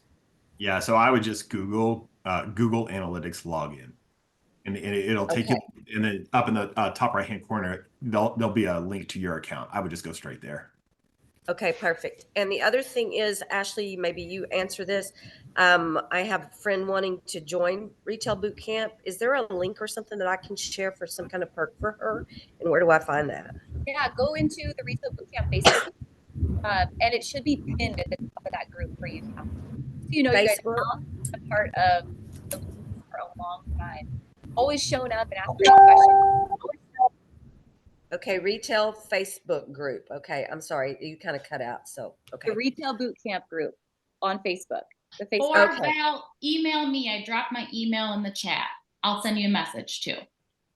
Okay, thanks, guys. I appreciate it. Perfect. Thanks, Val. All right, Hannah, I see you next. Hi guys. So I just had a quick question. I've kind of searched the boutique hub, and just have been looking, but haven't really found anything. I was wondering if there was any specific brand ambassador training or guide that we can go ahead and follow, because I've really tried to tap into that this year and just haven't had much luck in like retaining consistency with the brand ambassadors, and I'm not really sure like which way else to go about it. Yeah, such a good question, Hannah. I know that we have some sample brand ambassador contracts in our training library, and there's been tons of posts about it in the main members Facebook group. So Hannah, if you want to drop your email, and I bet someone on our customer service team can grab that and just get you the direct link to where that is. But Okay. use the search bar in the Facebook group. I know you'll find it. And then the brand ambassador sample contract is probably under layer 6 under marketing in the training library. Okay, I'll go ahead and look there. Thank you so much, Ashley. Yeah, you bet. Danielle, you're back. I'm back and I look so heinous. I had a migraine all day yesterday and I worked out this morning and got right on. My question was going to be about ManyChat because I'm one of the ones that's been around for 9 years and used it a long time ago. And then there was like rules about how you could use it and it got really bogged down and I quit and now I'm seeing it everywhere again. Yeah. Is that not an issue anymore? Have we moved past what was the issues with ManyChat? Jeff, maybe you can jump onto this, but I think the issue really was on Facebook. But Yeah. now it's okay on Instagram. So it's going crazy on Instagram. Like if you Yeah. want to build your own list on Instagram, you can segment your list, all the things. That's right. That's right. So all those issues were Facebook specific. On Okay. Instagram, those have all been rectified, and it's like, yep. So it's Instagram only, but yep. Okay, cool. Good to know. All right. Jill. Hi guys, Happy New Year. Thanks so much for doing this today. I put it in the chat also. Just a quick question. So I have a very big bridal store. We have a boutique. We tag everything on this separate boutique page and we sell it through Shopify. I just feel like the transition of them clicking on it to the Shopify, like the Shopify is just not exciting. Is there, and I don't do it. I have a girl that does it for me. Can videos be posted on there? Can anything else go onto that Shopify besides just that picture of the merchandise that we're tagging? Oh man, I feel like I need to see your Shopify to really like answer this in a great way. But a couple things come to mind when I hear you. So first is the fewer the clicks, the better is first. So if we're all over social and we're sending them to multiple places, or if we're sending them just to yourwebsite.com, right, on Shopify, but we aren't tagging that specific product, which I think you said you were tagging, or sharing that very specific URL, like that's first opportunity. How do we get someone to put a product in their cart in under 3 clicks? And then when they get to the Shopify, there's free themes, paid themes. I'm a big fan of buying a paid theme. Typically, they have a lot more detail. They look a little bit nicer, just more user friendly. The headers are a lot better in terms of layout for your product categories. But is your website merchandised like we talked about earlier, like your retail window would be, or like your storefront is? So yes, there's the product photos by category, but are there lifestyle photos? Do you have anything that really signals trust, like photos of your storefront, bridal appointment hours, testimonials from happy brides, any other type of like user-generated content, links to your Facebook group, a link to your Google map to get to your store? All those things really should accompany and are going to increase conversions on your Shopify, besides just sending them there to check out. So going back to what Jeff said, and Jeff, you can probably jump in on this as well, and Sarah, but your Google Analytics connected to your Shopify is really going to tell you the story of what's working, what's not. So what's your bounce rate? How much time are people spending on your Shopify? Where are they landing? And then where are they jumping off of your site? That's going to give you clues into, okay, I really need to work on a couple of pages to make these higher converting and a little bit stickier. Jeff, Sarah? Okay. Yeah, just one other thought. You absolutely can add a video to a product page in Shopify. Some themes require you to add a URL, so that video has to be loaded somewhere else on the internet. Others allow you to drag it directly on there. But if you want that product video on that product page, you can do that. There are solutions for that. Okay, I think we just haven't dug in enough. The bridal store is separate from the boutique. And I think, dare I say, it's kind of like it's the secondary business and it's done really well. So it's time to kind of step it up. Yeah. But I think we just haven't dug in enough to the website. Yes, we've got videos and testimonials and everything. All the reviews go right to the website. We have the bridal part of it perfect. It's like now we have to step up the boutique part of it. Because like I said, it's doing well, but I think we just haven't taken advantage of everything we probably can do. Maybe we need to look at one of the paid things on, because we just use the basic Shopify, and I just feel that it's so basic. Yeah. Thank you. Awesome. We'll get working on it. Thank you. Thanks, Jill. All right, Marlene.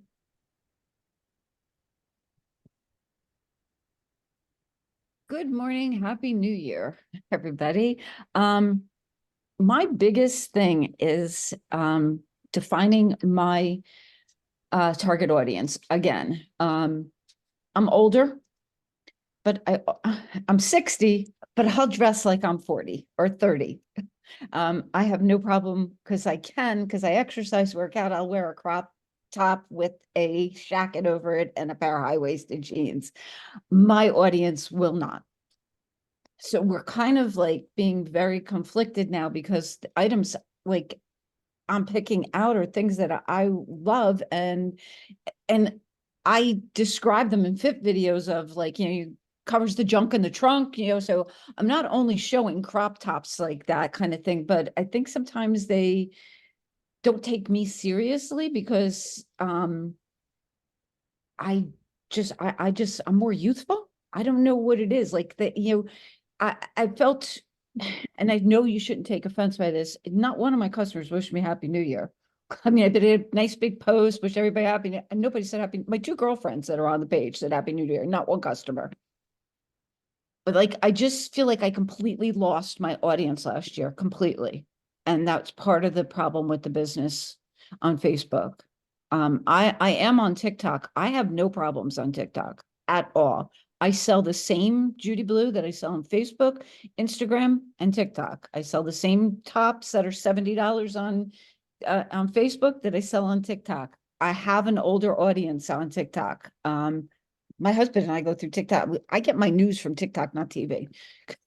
Marlene, this is one of the, and this goes for everybody, but this is one of the really powerful aspects of running like a $5 a day brand awareness ad campaign on either Facebook or Google is when you run a campaign like that, Facebook and Google both monitor, where that person is from, what gender they are, how old they are, what they search to get there, what other pages they visit. And so if you really want to nail down who your ideal audience is, the people coming to your page, like a $5 a day, even if you only ran it temporarily, even if you only ran it for 1 month, that would help you define your ideal audience to a T. So what kind of ad is this again? It's a brand awareness campaign. Brand awareness. Yeah. I just have to add too, man, hasn't the Golden Girls, hasn't that made you like change the way you think about age and what you resonate with? The Golden Girls on the TV show were what, 45, 55, right in there, right? Yeah, like, I mean, I'm not embarrassed that I'm saying I'm 60. I'm not lying about it. I mean, I'll do a video on TikTok and I'll be like, you women over 50, are you looking for something to wear? And then I'll come out with like, 3 different outfits, a shirt styled 3 different ways with a pair of Judy Blues, and I make sales that way. I have never had anything go viral on TikTok. I just consistently go live there. If I go live on Facebook, nobody shows up anymore. It's just been like this for a year. And it's just been, I don't know what happened to my Instagram account. Maybe Jeff, you can, Shopify asked, I guess about 5 months ago, that they had to re-verify my store on Instagram. Now I am meta verified on Instagram because I got hacked once and lost my account. So I pay for that monthly $14.95 to be meta verified. I don't know what happened to my Instagram. I don't even get a like, a follow, a comment, nothing, zero. Same thing on Facebook. It's almost like I'm shadow banned from both. Well, I have reached out to Meta every single day for 5 months, and I get there's a case that we'll open a new case. We're waiting for some engineer to 5 months to verify my store when it said it was going to take 2 days. And I've lost business that way because I can't tag things. I've almost had it with Meta and want to go away from Meta and only be on TikTok, to be honest. But I know you can't put all your eggs in one basket. Oh, we know that's frustrating, Marlene. I'm glad TikTok is working out to find that ideal customer. Sounds like that part's going well. And like like Jeff said, the brand awareness ad is going to be helpful as well. All right, Ashley. Yeah, so my question is, I promise this isn't my store, this is my back room. But when you're talking about clean merchandising, I go into other boutiques and think, gosh, it's gorgeous, it's beautiful. And we have a problem of always having so much merchandise. And I love being able to have so many options. We're a tourist area, so we have a wide variety of customers that walk through our door. So I feel like it's hard for me to narrow it down to something specific. And the thing that I struggle with is, how do I make it look clean when I'm limited on my space? And I know that it overwhelms some people sometimes. I'm aware of that. And the thing that we have done is we've really the best that we can come up with is we pride ourselves on customer service, and we say, that's what we're here for. We will find you the right dress. Let me go search the store for you. And so I just try to get them into a fitting room and then kind of get a vibe of their style, bring them 10 more things. And I mean, and it's done well for us. And like I said, it's kind of what we have tried to make priority for us is customer service, because I know you don't get that just anywhere anymore. But going into the new year and getting ready to go to market and trying to think, we're at our lowest inventory right now. How can I make it cleaner? How can I make it tips for making it more organized while still having our plethora of options that we love to have in the store? I think that, let's see, Ashley, you're not the only one on this call right now wondering the exact same thing. I bet there's plenty of people that are saying, yeah, I deal with that. I deal with that. So a couple of things that I would ask when you order your merchandise, looking at your delivery dates and looking at when you have, we go into this obviously more in Retail Bootcamp, but we teach you how to break your inventory up into classes. And say you mentioned dresses. If you're a very dress heavy boutique and you turn dresses faster than say you turn jeans, we need to make sure we are constantly restocking as we sell through on our dresses. Jeans, we want to know what role they play in your store. Are they a supporting character in your store to help sell your blazers and your tops, or are they really an income driver in your store? Because of once you get to know those categories, you want to know, where do I invest first in, right? And where do I have my add-on opportunities? Same goes for your merchandising. You want to make sure you are presenting your best ROI items, your fastest selling, your better margin items. And then maybe you're going to be able to look at your product offering and say, you know what, this just takes up space, but doesn't do anything for me. I have an entire corner or a wall display set for, maybe it's handbags, or maybe it's, I'm just as an example, but are they really turning, or is it the dresses that are my main feature? So with that, looking at your orders, looking at your delivery dates, breaking that down, we talk a lot about sell-through in your categories. What's selling too fast? We look at our pricing strategy there. We look at, our deliveries, what's selling too slow, what's tying up our cash, whereas it's keeping our cash from being able to be reinvested in other products, other inventory, or paying my bills, or paying me, or running these ads, or different things like that. So my thing is, look at your floor space, look at what you have available, and then say, all right, first and foremost, I need to make sure my customers have access to these said categories. And that's a really good way to kind of look through and say, all right, what are some of the things I can say no to, or that can maybe go in the back room, or maybe I don't reorder on, right? And maybe I don't have to have, if I have 20 different styles of jeans, but I've only sold 10 pair of jeans the entire month of December in the holiday season, maybe that's telling me right there that people aren't coming in for jeans.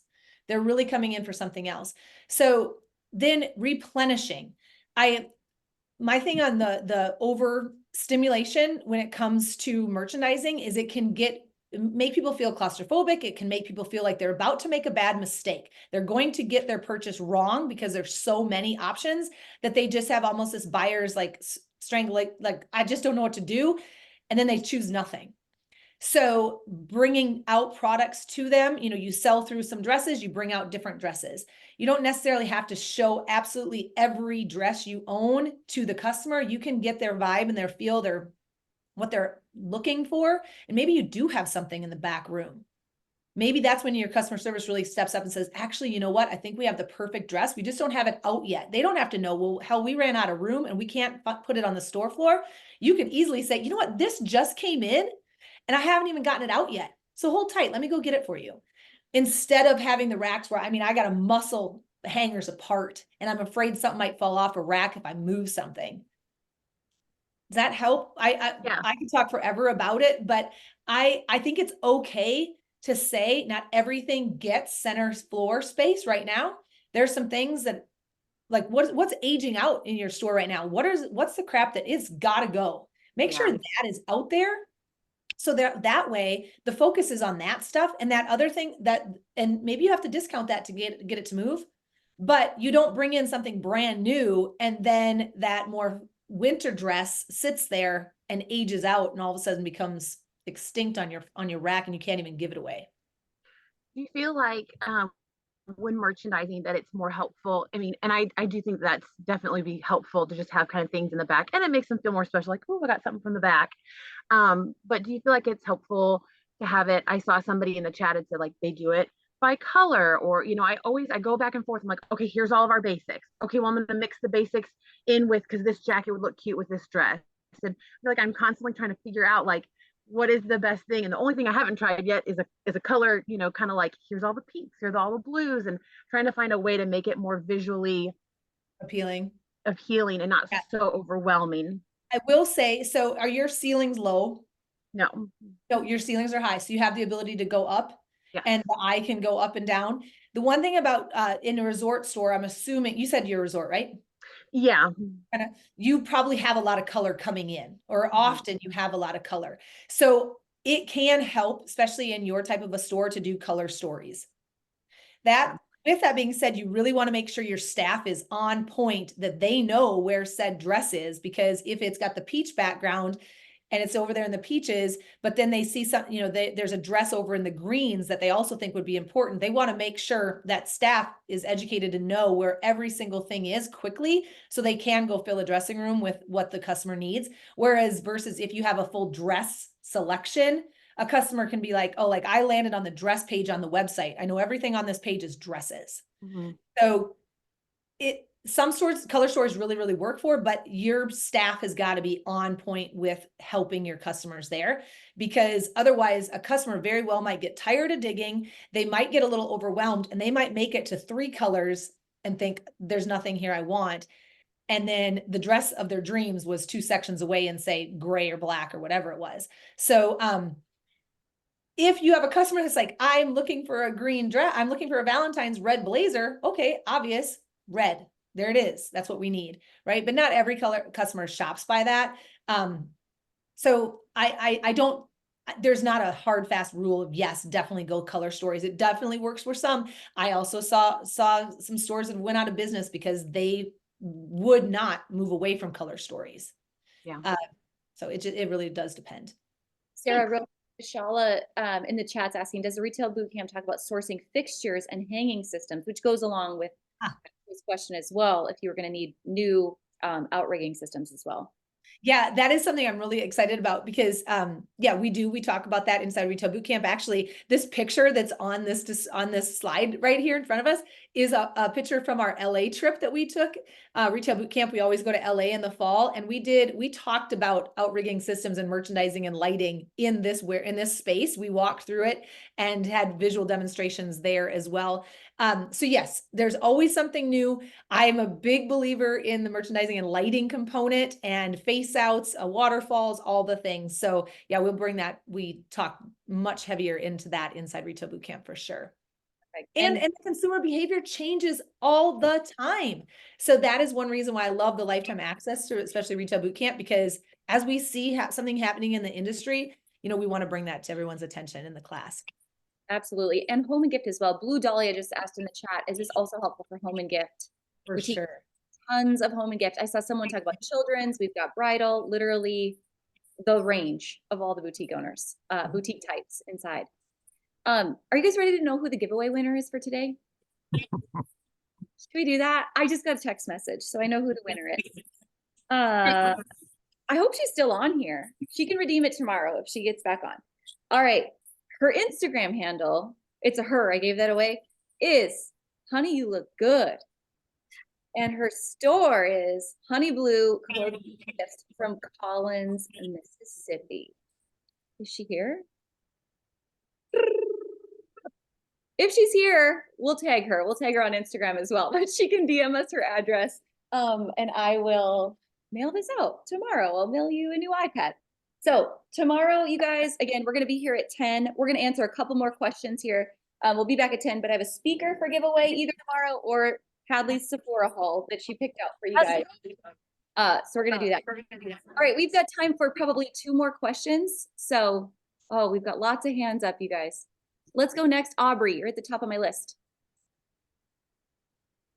Hi, I will make mine quick. I have a couple questions though, but my first one is, what do you guys feel about working with influencers in 2024? Ooh, I'll hit on this one really quick. I think big influencers are out. I think micro influencers are always in. So finding someone who has a highly engaged audience, even under, I mean, sometimes you can have huge success with someone who is influencing for you under 1,000 followers. It doesn't have to be a huge follower account. I think there's a lot of misconceptions that, wow, so-and-so reposted me, or she shared my product and she has 100,000 followers, and you think you're going to sell out, and you're really not. It's about really finding someone who's aligned with your values, who's aligned with your audience, who you can build a long-term relationship with. And to me, that's a micro influencer. Okay, awesome. Thank you. And then the second one is, I actually do something different than a lot of people, and I wanted your opinion on it. I do small batch. So what I do is pretty much I order small amounts of a product, and once it's sold out, it's sold out, so that way people aren't, because I'm from Reno and we've got obviously concerts and our rodeo and all of that, and you see people wearing the same freaking thing to everything. So that's why I do small batch. But I was wondering if you thought that that was a good idea, or if I should stick with like a spring collection, a fall collection, and all that kind of stuff. Can I answer this? Yeah, go ahead. I love the idea. I love it. And you have a very niche audience. I like the idea of getting a little bit in more often. I usually use the example of Christmas morning. Whoever had kids opening gifts on Christmas morning, and all of a sudden they've opened their 17th gift. And it's like you watch the pile of stuff just like gather up. And next thing you know, the little kid goes over and plays with the empty box, right? Because it's just too much. And I feel like a little bit more often it keeps people coming back. They are always wondering what's next. They don't want to miss anything. They're able to take action on what you do show them here, and then come back in a few more days or next week and participate and buy again. So I do like that small batch idea. It's also, I'm sure, very manageable for you.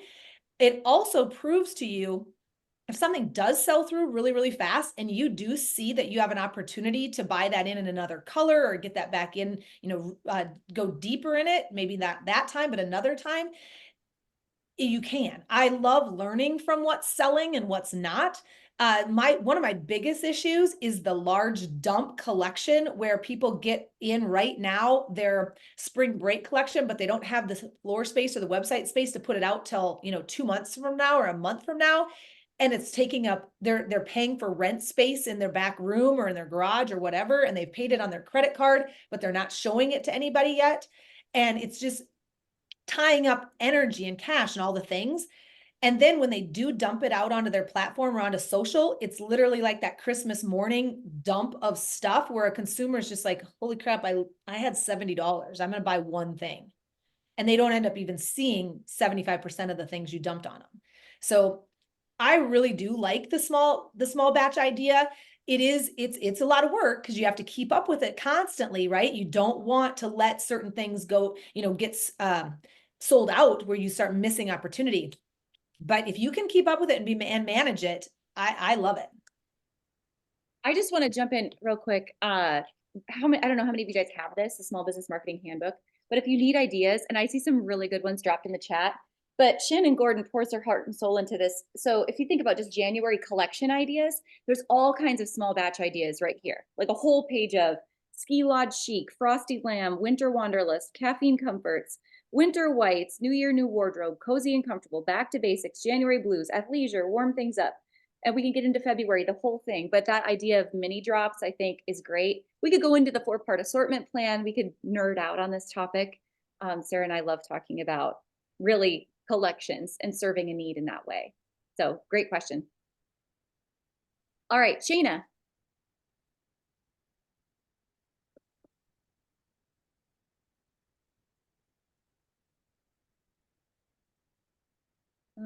All right, we'll go on. Stephen. Hold on. I'm here. Perfect. Thank you so much. This is absolutely amazing. I just have a question in regards to the retail bootcamp and joining the boutique hub. So I was looking forward to joining the hub. What is the difference really between joining the hub and the retail bootcamp? Good question. All right. And I'm going to ask you guys that are here, drop if you're a member of the hub. And if you're also a member of Retail Bootcamp in the chat, I think this will be helpful. So the hub is the retail industry's community. So okay. The Boutique Hub, our membership has been around for 10 years. Our goal is really 3 things. It's to be a daily source of community for you where you can find stores. There's 14 different niche Facebook groups that we have in the hub. So based on like home decor and gift, children's stores, stores from Canada, stores that have fashion trucks and do pop-ups, stores that do millions of dollars, stores that do 30K a month. There's all kinds of groups.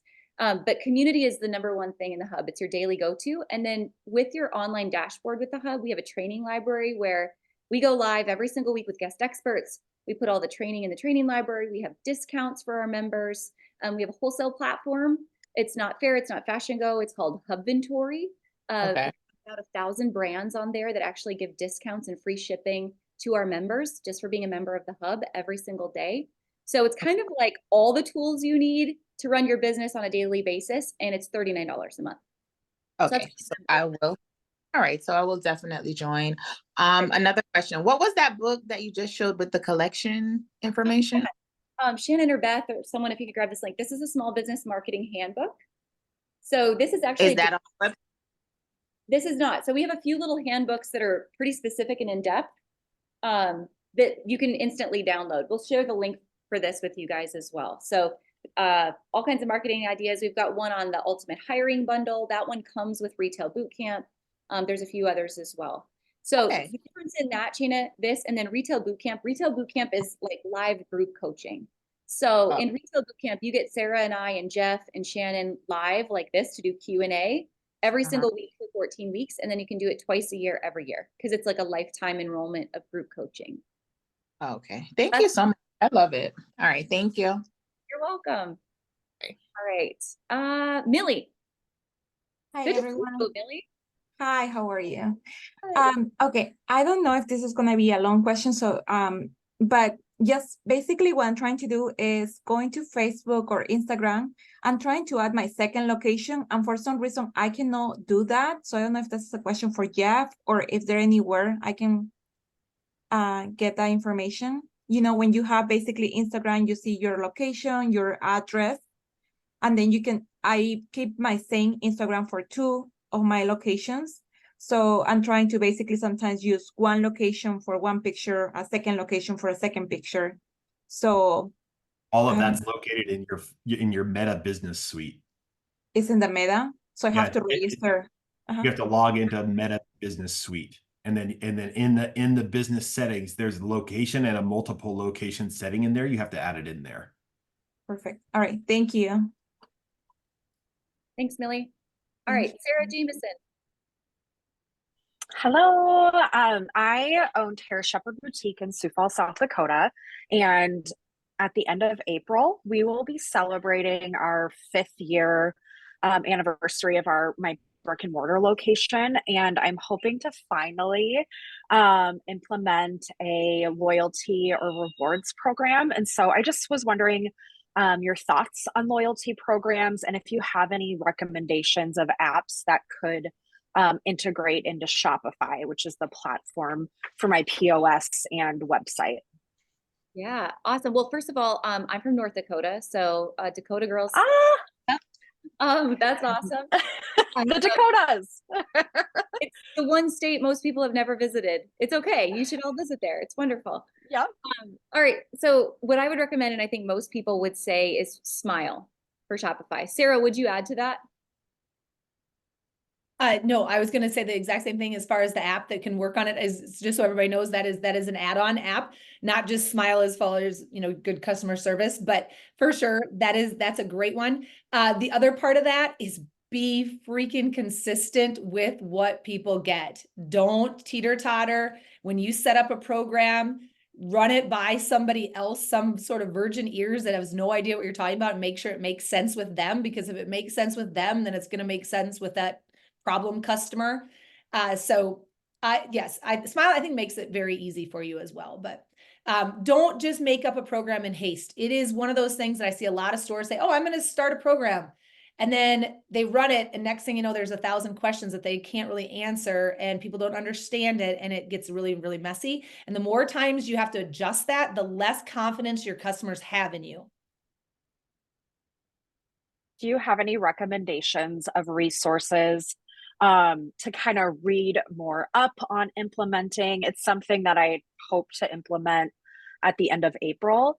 Do you have any? Are there any in the Boutique Hub? I'm not a member yet. Would there be more information there?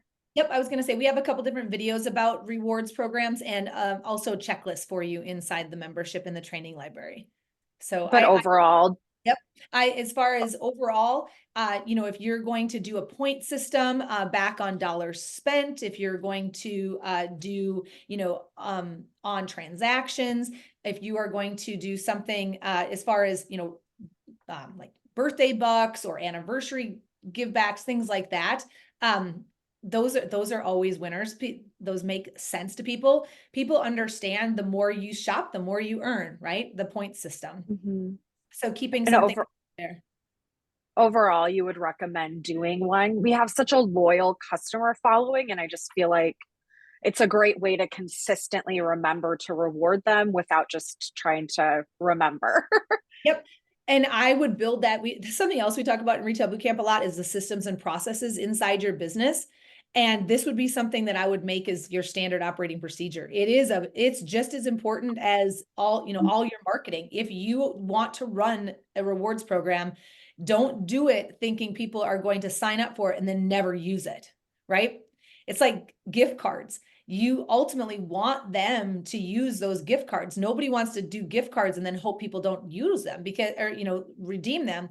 And I've talked to some stores like, yeah, but that's just my money. I get to keep my money. I don't ever have to give product for it. And I'm like, yeah, but the idea is they have a $40 gift card and come in and spend $100. And then they love it and they come back and spend another $100.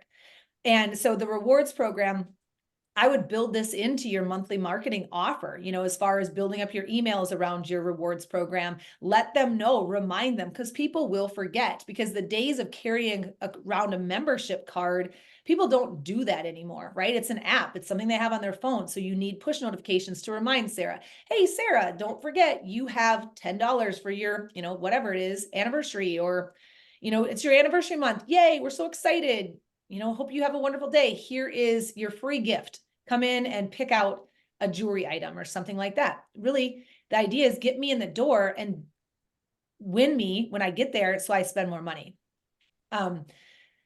Yeah, all sorts of different things, but you definitely, when you said you don't want to forget about it, that's how you don't forget about it. You build that into your content plan in your Boutique Boss planner or whatever you are keeping your records in and laying out your day-to-day. You build that out. And, you know, in my store, I always had my Heather was responsible 100% for the rewards program. She recognized opportunity. She would report on renewals. She would report on, you know, what people used and upsells. And so it was on her to, you know, granted the anniversary and the birthday, those were the obvious things. But what other kind of rewards things can we do? Somebody has shopped with us 15 times. Perfect. This was your 15th visit, whatever it was. And, you know, so therefore it also reaches those people that maybe aren't huge spenders. And we're still trying to win them over. Awesome. Thank you so much. Thanks, Sarah. All right, quick question in the chat, two of them actually. One, if we're not a hub member yet, would you recommend doing boot camp first and then going through the hub? Seems like a lot to take in all at once. So Sarah and Jeff, you guys can answer this as well. I would say because retail boot camp only happens twice a year, and it's like live and not in person, but online. We coach live every single Wednesday. The difference is retail boot camp follows a very specific order. So we have a system called the 6 layers of business. So we go through every aspect to get you up to Facebook ads, but we don't start with Facebook ads. Where in the hub, you're kind of left to pick and choose what training you want at one time. So it's just a different method of learning. So with bootcamp, I would prefer like you go through a very specific series, no matter if you're a new business or if you're a multi-million-dollar business. I would rather like rebuild the foundation with you and work your way through team and products and profitability and content planning into marketing, into Facebook ads versus just jumping into Facebook ads right away, if that helps. Yeah, I would also just add both come with a community of Facebook groups. Inside Retail Bootcamp, you are put into our Retail Bootcamp Facebook group where you can collaborate, network, and market, and do all the things with the other students that are there. And like I said, it's lifetime access. So that group is constantly growing. So if that is something that's really important to you, definitely get that. Love that. All right, Jocelyn, question. Hey, thank you. A few things. I'm from North Star Boutique here in Chattanooga, Tennessee. One, probably for Jeff. I just want to make sure I understand this correctly. Is Google Analytics, the difference between Google Analytics and Google Perspective? Is Google Perspective in Google Analytics or not? And then, so I'm on Google Analytics. How do I know if my Instagram and my Facebook is connected to my Google Analytics? I see everything, and I see the data, but I'm not sure if that data is just based on Google or is it pulling from my social media? So in your channels, you should have a, in that report that I showed, you should have a organic social feed. If you have an organic social feed and there are numbers behind that, you're connected. Okay, so I'm on the home page. Yep. Go to reports. Go to reports. Yep. And then on that, what are your top campaigns or where are your new customers coming from? Do you have an organic social feed? Let's see. It says direct, organic social, organic search, email, organic shopping. Do you have results for organic social? Yes, sir. Okay. Yep. Then you're good. Okay. So that means my social media is connected to that. Yep. And then Jeff, I don't know if you can help me with this. So when I have my Instagram, my Facebook for my boutique, somehow I'm sure when I created it, don't ask me how I created those, if it was through my personal Facebook, but I'm trying to log on the iPad here at the boutique. So when the girls are here, they have access to our Facebook, Instagram, and Facebook, so that way they can post. But somehow when I log in to my boutique Facebook, it's connected to my personal Facebook. So how do I make it that I have different passwords from my personal Facebook to my boutique Facebook? I cannot figure that out. So all of those permissions would be done in your page settings inside of Meta Business Suite.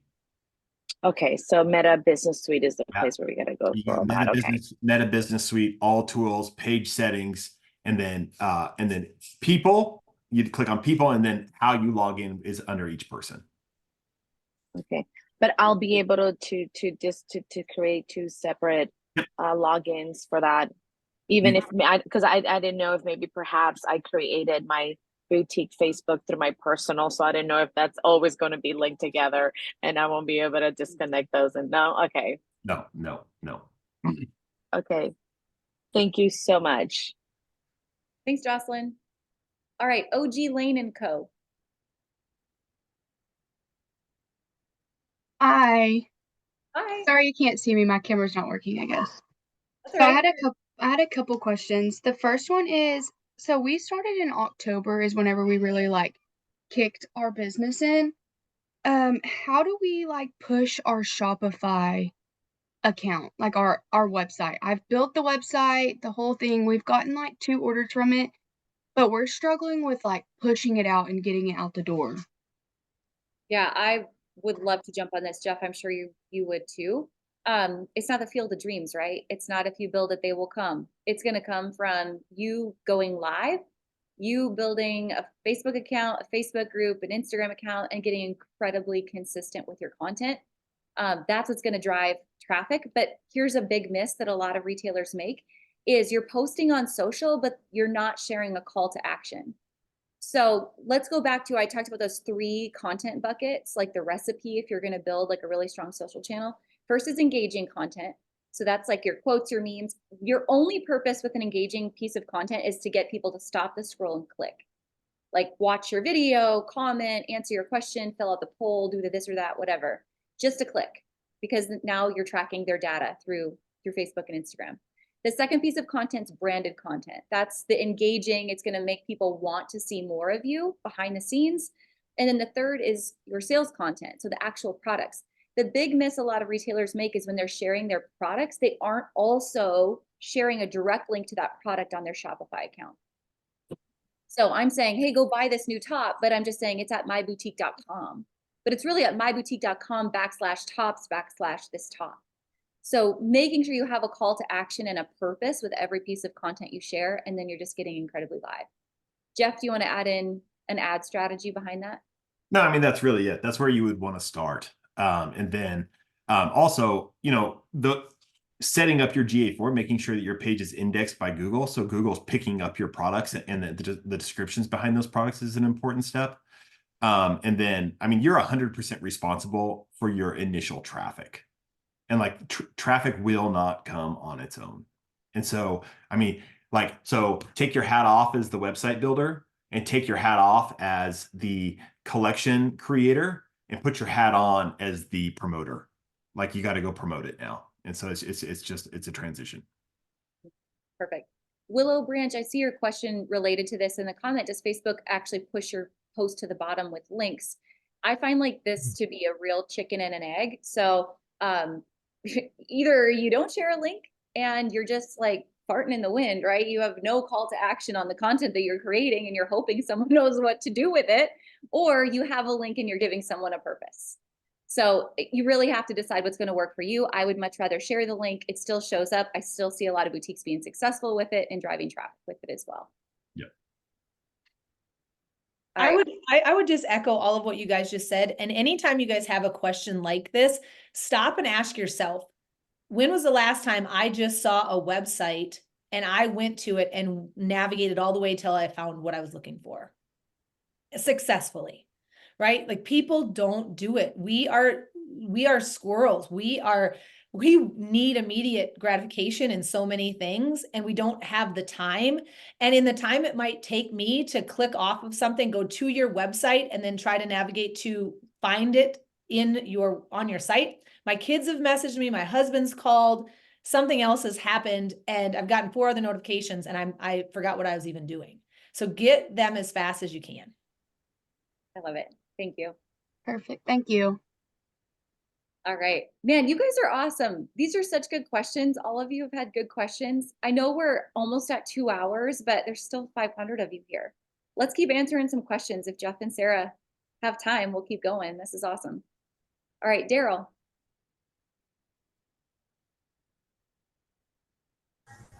Sorry, can you hear me?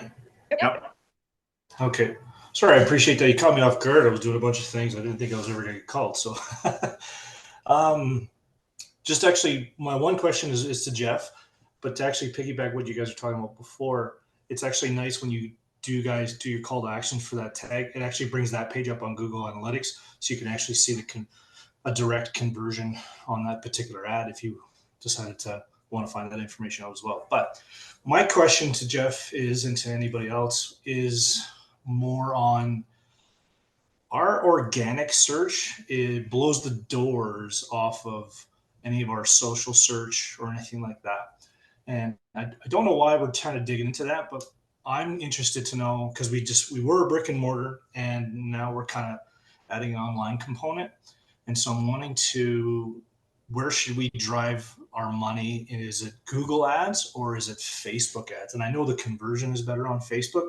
However, I'm thinking with the Google and the way things are going, it may be there. So I'm interested to know where you think we should put, I'd say 80% of our budgeting for marketing. Yeah, so I wouldn't decide from the get-go where to put 80% of your budget. I would split it straight down the middle with small budgets and test and launch a Google ad versus a Facebook/Instagram ad and just watch them and see which one wins and boil it all the way down to ROAS, right? So return on ad spend. Which one got me a 5-to-1 return? Which one got me to a 3-to-1? Whatever the case may be, but which one won? And then lean into that one. But I would start off with a straight up heads up split test from the beginning. And with your organic traffic the way that it is, chances are you might win on Google, but you don't know. You never know. And so I would put them head to head from the very beginning with a small exact same budget. Do you think it's the exact same ad, or do you change the ad? No. So Facebook and Instagram are interruption style marketing. You're interrupting somebody's scroll to get their attention. Google is intent-based marketing. So they're looking for a specific product or a specific item. And so they're definitely not the same style ads. I mean, you have to address those kind of you have to address those buyer intents from the get-go. Yeah, my objective is to kind of use almost like a video try on with some of the girls. They do such an amazing job at that with the Facebook, and then kind of use like a brand awareness / directly set call to action for one of those pieces of clothing. And I've set up a page specifically for that, so I can really narrow down the conversion on that. So when they click on it, I know exactly what they're clicking on, and then it's immediate. Yeah. It sounds like a good idea to me. Okay, no, I appreciate the confirmation. You bet. All right. To those of you asking questions on can we learn how to set up Google ads as well as Facebook ads? We do all of that. Jeff does all of that in Retail Bootcamp. So all the step-by-steps, all of that stuff is inside if you need some how-to videos. And if any of these words or phrases are confusing, we can define all those as well. All right, great question. Thanks, Daryl. Natalie.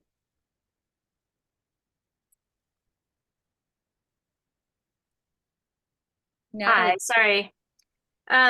Okay, real quick, I'm a brand, so, and I'm not part of the hub yet or anything. But I was just wondering, how is it different for brands with you guys versus like Fair? Oh, great question.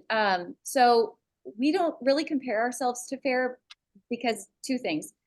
First, the Boutique Hub's a community. So what we've done for 10 years is build a community for our industry where you have questions and answers and training and resources and vetted service providers and business conferences and meetups at markets all the time.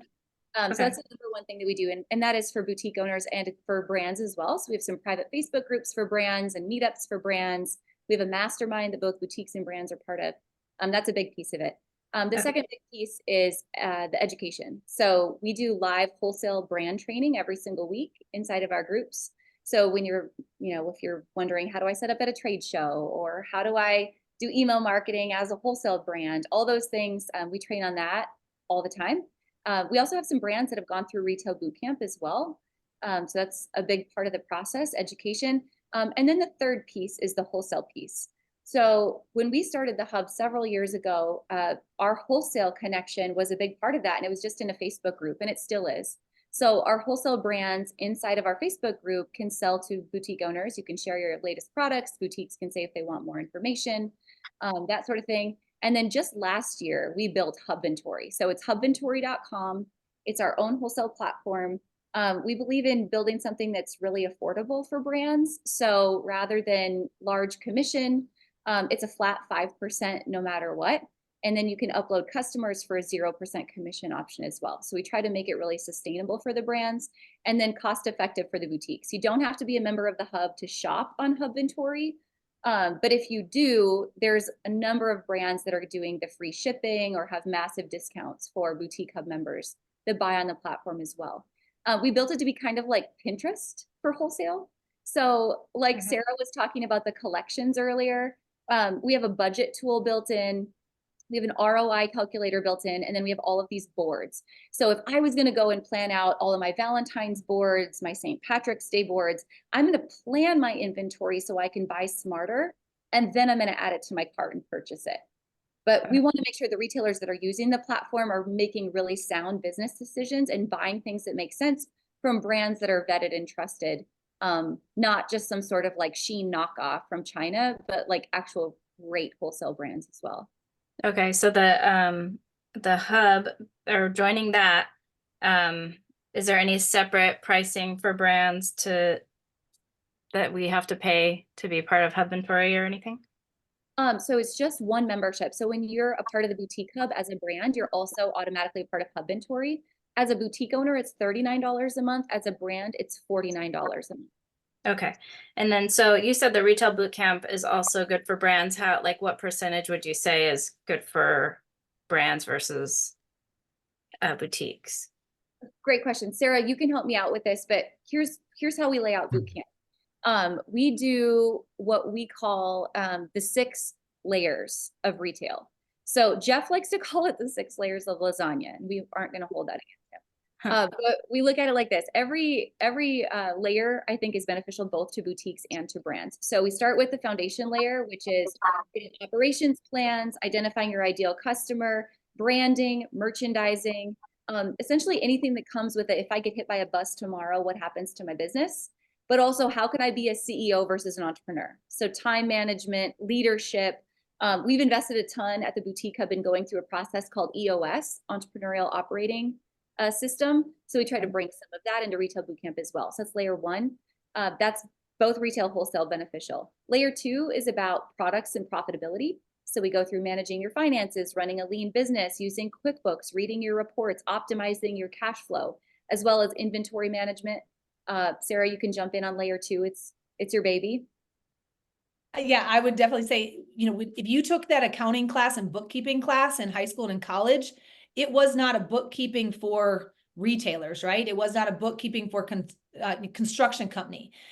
Retail bootcamp, when we go in and we talk about this, we're specifically talking about inventory management and retail strategies. So, and knowing your numbers, running the right reports. These reports that we're talking about cross over from wholesaler and knowing your customer and who you're selling to and what your sell-through rate is and your collections there, just like they do for retail. So I think I think all of it crosses over. I couldn't give you a breakdown percentage because it's all built to speak to both audiences specifically.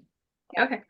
The third layer, I'm just going to finish the layers so everyone knows, like, we're on the same page. Everyone can think about their business in this framework. So foundation, products and profit. Third layer is team, hiring, firing, training, managing, optimizing your team. The fourth layer is sales, e-commerce sales, merchandising, in-person sales, training your team on selling, all those pieces. Layer 5 is content strategy. So really laying out content plans. We've got a whole method for that. I totally geek out in that area. And then layer 6 is all about marketing. So we talk about every single social media channel, email marketing, text marketing, Facebook ads, Google ads, public relations, Pink Friday and event marketing, all those pieces. So I don't think it matters retail, wholesale, it's all business development. Yeah, I'll drop Thank that you. link. I'll drop the link for more information on Retail Bootcamp, guys. So those of you that are interested can jump over and look at that. Thank you. All right, Tori. Can you hear me? Yep. Okay, cool. I'm not very good at working Zoom. Okay, so just one thing, I guess Ashley, she was one of the first girls to ask a question. She was talking about the merchandising. Not a question for me, but I have a very, very small location. So I wanted to kind of just say something that maybe give her some inspiration, kind of like what y'all said about bringing things from the back up to your customer that may be looking for something that you don't have out on the floor. I started in April, and so in our town, people are very, very loyal to the places that they've shopped for years. So one thing that I've really learned and that has helped me to retain customers from the very beginning was keeping things in the back, not putting a whole bunch out, but when they come in, getting a feel directly of what they're looking for, pulling something from the back that I have not set out yet, and it makes them feel extremely special. I've had some of my customers tell me that they feel like they're VIP because they get something that nobody else has even seen yet. And so I don't know, she was just talking, y'all were talking to her about that, bringing things from the back and how it can make them feel good. And I just wanted to kind of attest to that because it works really, really well for me in my store. The second is Jeff still here? Yeah. Yep. Hey, Jeff. Okay, so I watched the video that you sent out yesterday about the Google Analytics, and I was going through mine. I logged into it and I have like no data at all. So I went through the things and connected the things that you said to connect. I don't know how I skipped past it. I had an account already. I don't know how I just never was tracking anything. But once I started connecting those things that you told us to in the video, is that gonna start tracking the data, or is there something else that I'm missing? So inside your shop, you have Shopify? Mm-hmm. Inside your Shopify account, you need to go to your online store. You need to go to sales channels and make sure that Google is one of those and connect it through Shopify the other way so that the data is coming from Shopify to Google Analytics. Okay. Okay, I will look into that. Thank you. Awesome. Thanks for sharing that, Tori. All right, Maggie. Hi, everybody. Thank you for such a wonderful seminar. I'm happy that I am doing some things right, but some things I need definitely some serious coaching. I don't really have an e-commerce presence, but I do go on Marketplace. I don't think that's where you want me to be. And so I guess just wondering how to really get started with that internet exposure. And also number two is that I'm in a shared retail space, which is really a challenge because I'm competing with everybody else who's selling a lamp. And, it's a matter of who comes in that day and says, oh, I really love that green lamp.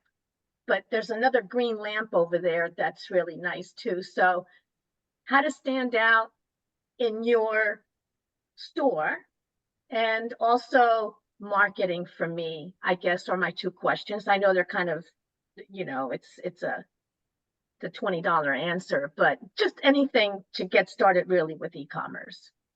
Yeah, Maggie, this is such a good question. And I know a lot of stores who have been in your shoes who are brand new to it, and it can feel overwhelming.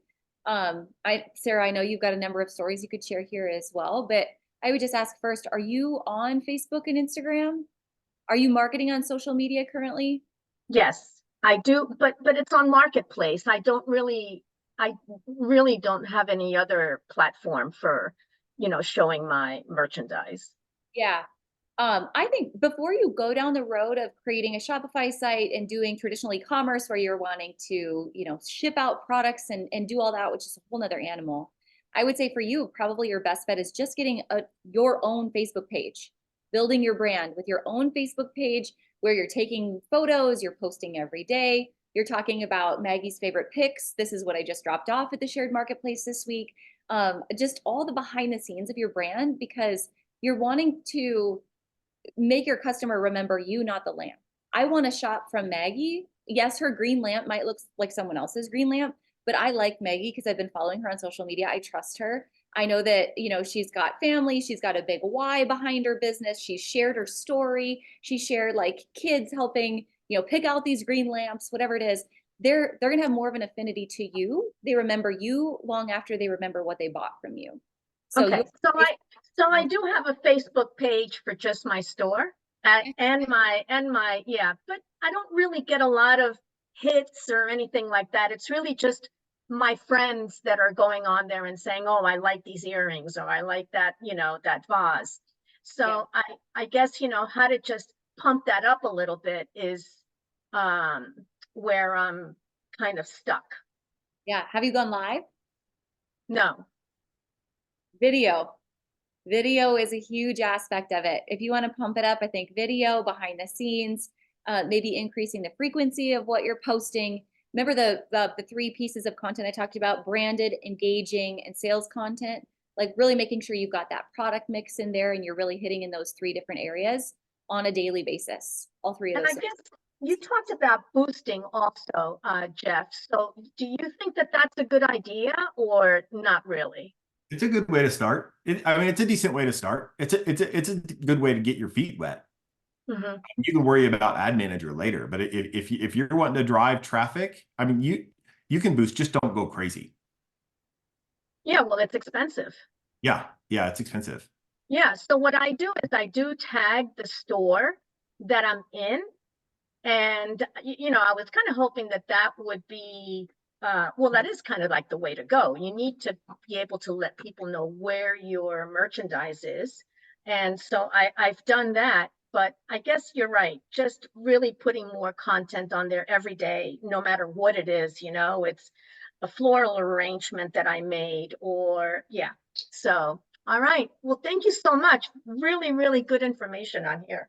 Maggie, I would just add making sure you're lifestyling your photos, you know, so people I know, I when I had my store, I had so many customers that would say, okay, that's a black pair of dress pants. What would I wear with it? In my head, I'm like, what do you mean? What do you wear with black dress pants? Right? Like everybody knows, other than maybe Jeff Fenn, everybody knows what you'd wear with black dress pants. But to your point, the green lamp, you say green lamp to some people and they might be like, oh my God, green lamp? What would I ever do with a green lamp? Right? So make sure your photography and your content is explaining how that can fit into a person's home, how they could actually use it. Break down those defense barriers that they have that are quick to be like, oh, that's too wild for me. Could never do it, right? So just think about that. Don't think you're talking to yourself when you take the picture. Think you're talking to Jeff Fenn. And if you could get it through Jeff's head that it would work, you're going to get it to everybody. Thank you. Really, you guys are terrific. And I really enjoy listening to everybody's take on, you know, how they manage their stores and the grouping. I think I'm doing a lot of things right, but it's really very challenging being in a shared retail space. It really is. So my goal is really to stand out from everybody else a little bit and increase my profitability. So looking forward to joining tomorrow. Awesome. Thanks for being here. Thank you. I love it. Man, you guys, wow. We've been cruising. It's been so awesome to spend this time with you guys today. I hope you guys can tell Sarah and Jeff and I have a firm, no fluff policy. We just want to talk about the meat of what it means to run your business. And I hope that you guys feel like, just like Maggie said, you found out you are doing a lot of things right. I know it can be really, really lonely out there when you feel like I'm just winging it as I go, trying to, you know, survive all the things that are happening in the world around us today. Hopefully you met some amazing people here today.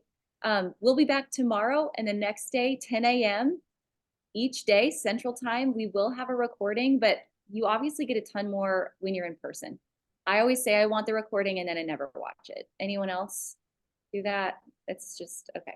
So let's just show up tomorrow. Show me your calendar, show me your priorities. You'll be here. A couple more giveaways for you guys tomorrow, but sincerely, thank you guys for coming. Thank you for awesome questions. Jeff, Sarah, you guys are amazing. Beth, Shannon, Ben, everyone who helped out in the chat, thank you so much. If we didn't get to your question today, I apologize. We will get to your question tomorrow. We'll do a ton of Q&A tomorrow as well. But you guys have an awesome rest of your day. Thanks again for being here. We'll see you guys tomorrow. See you guys. Thank you. Bye, guys.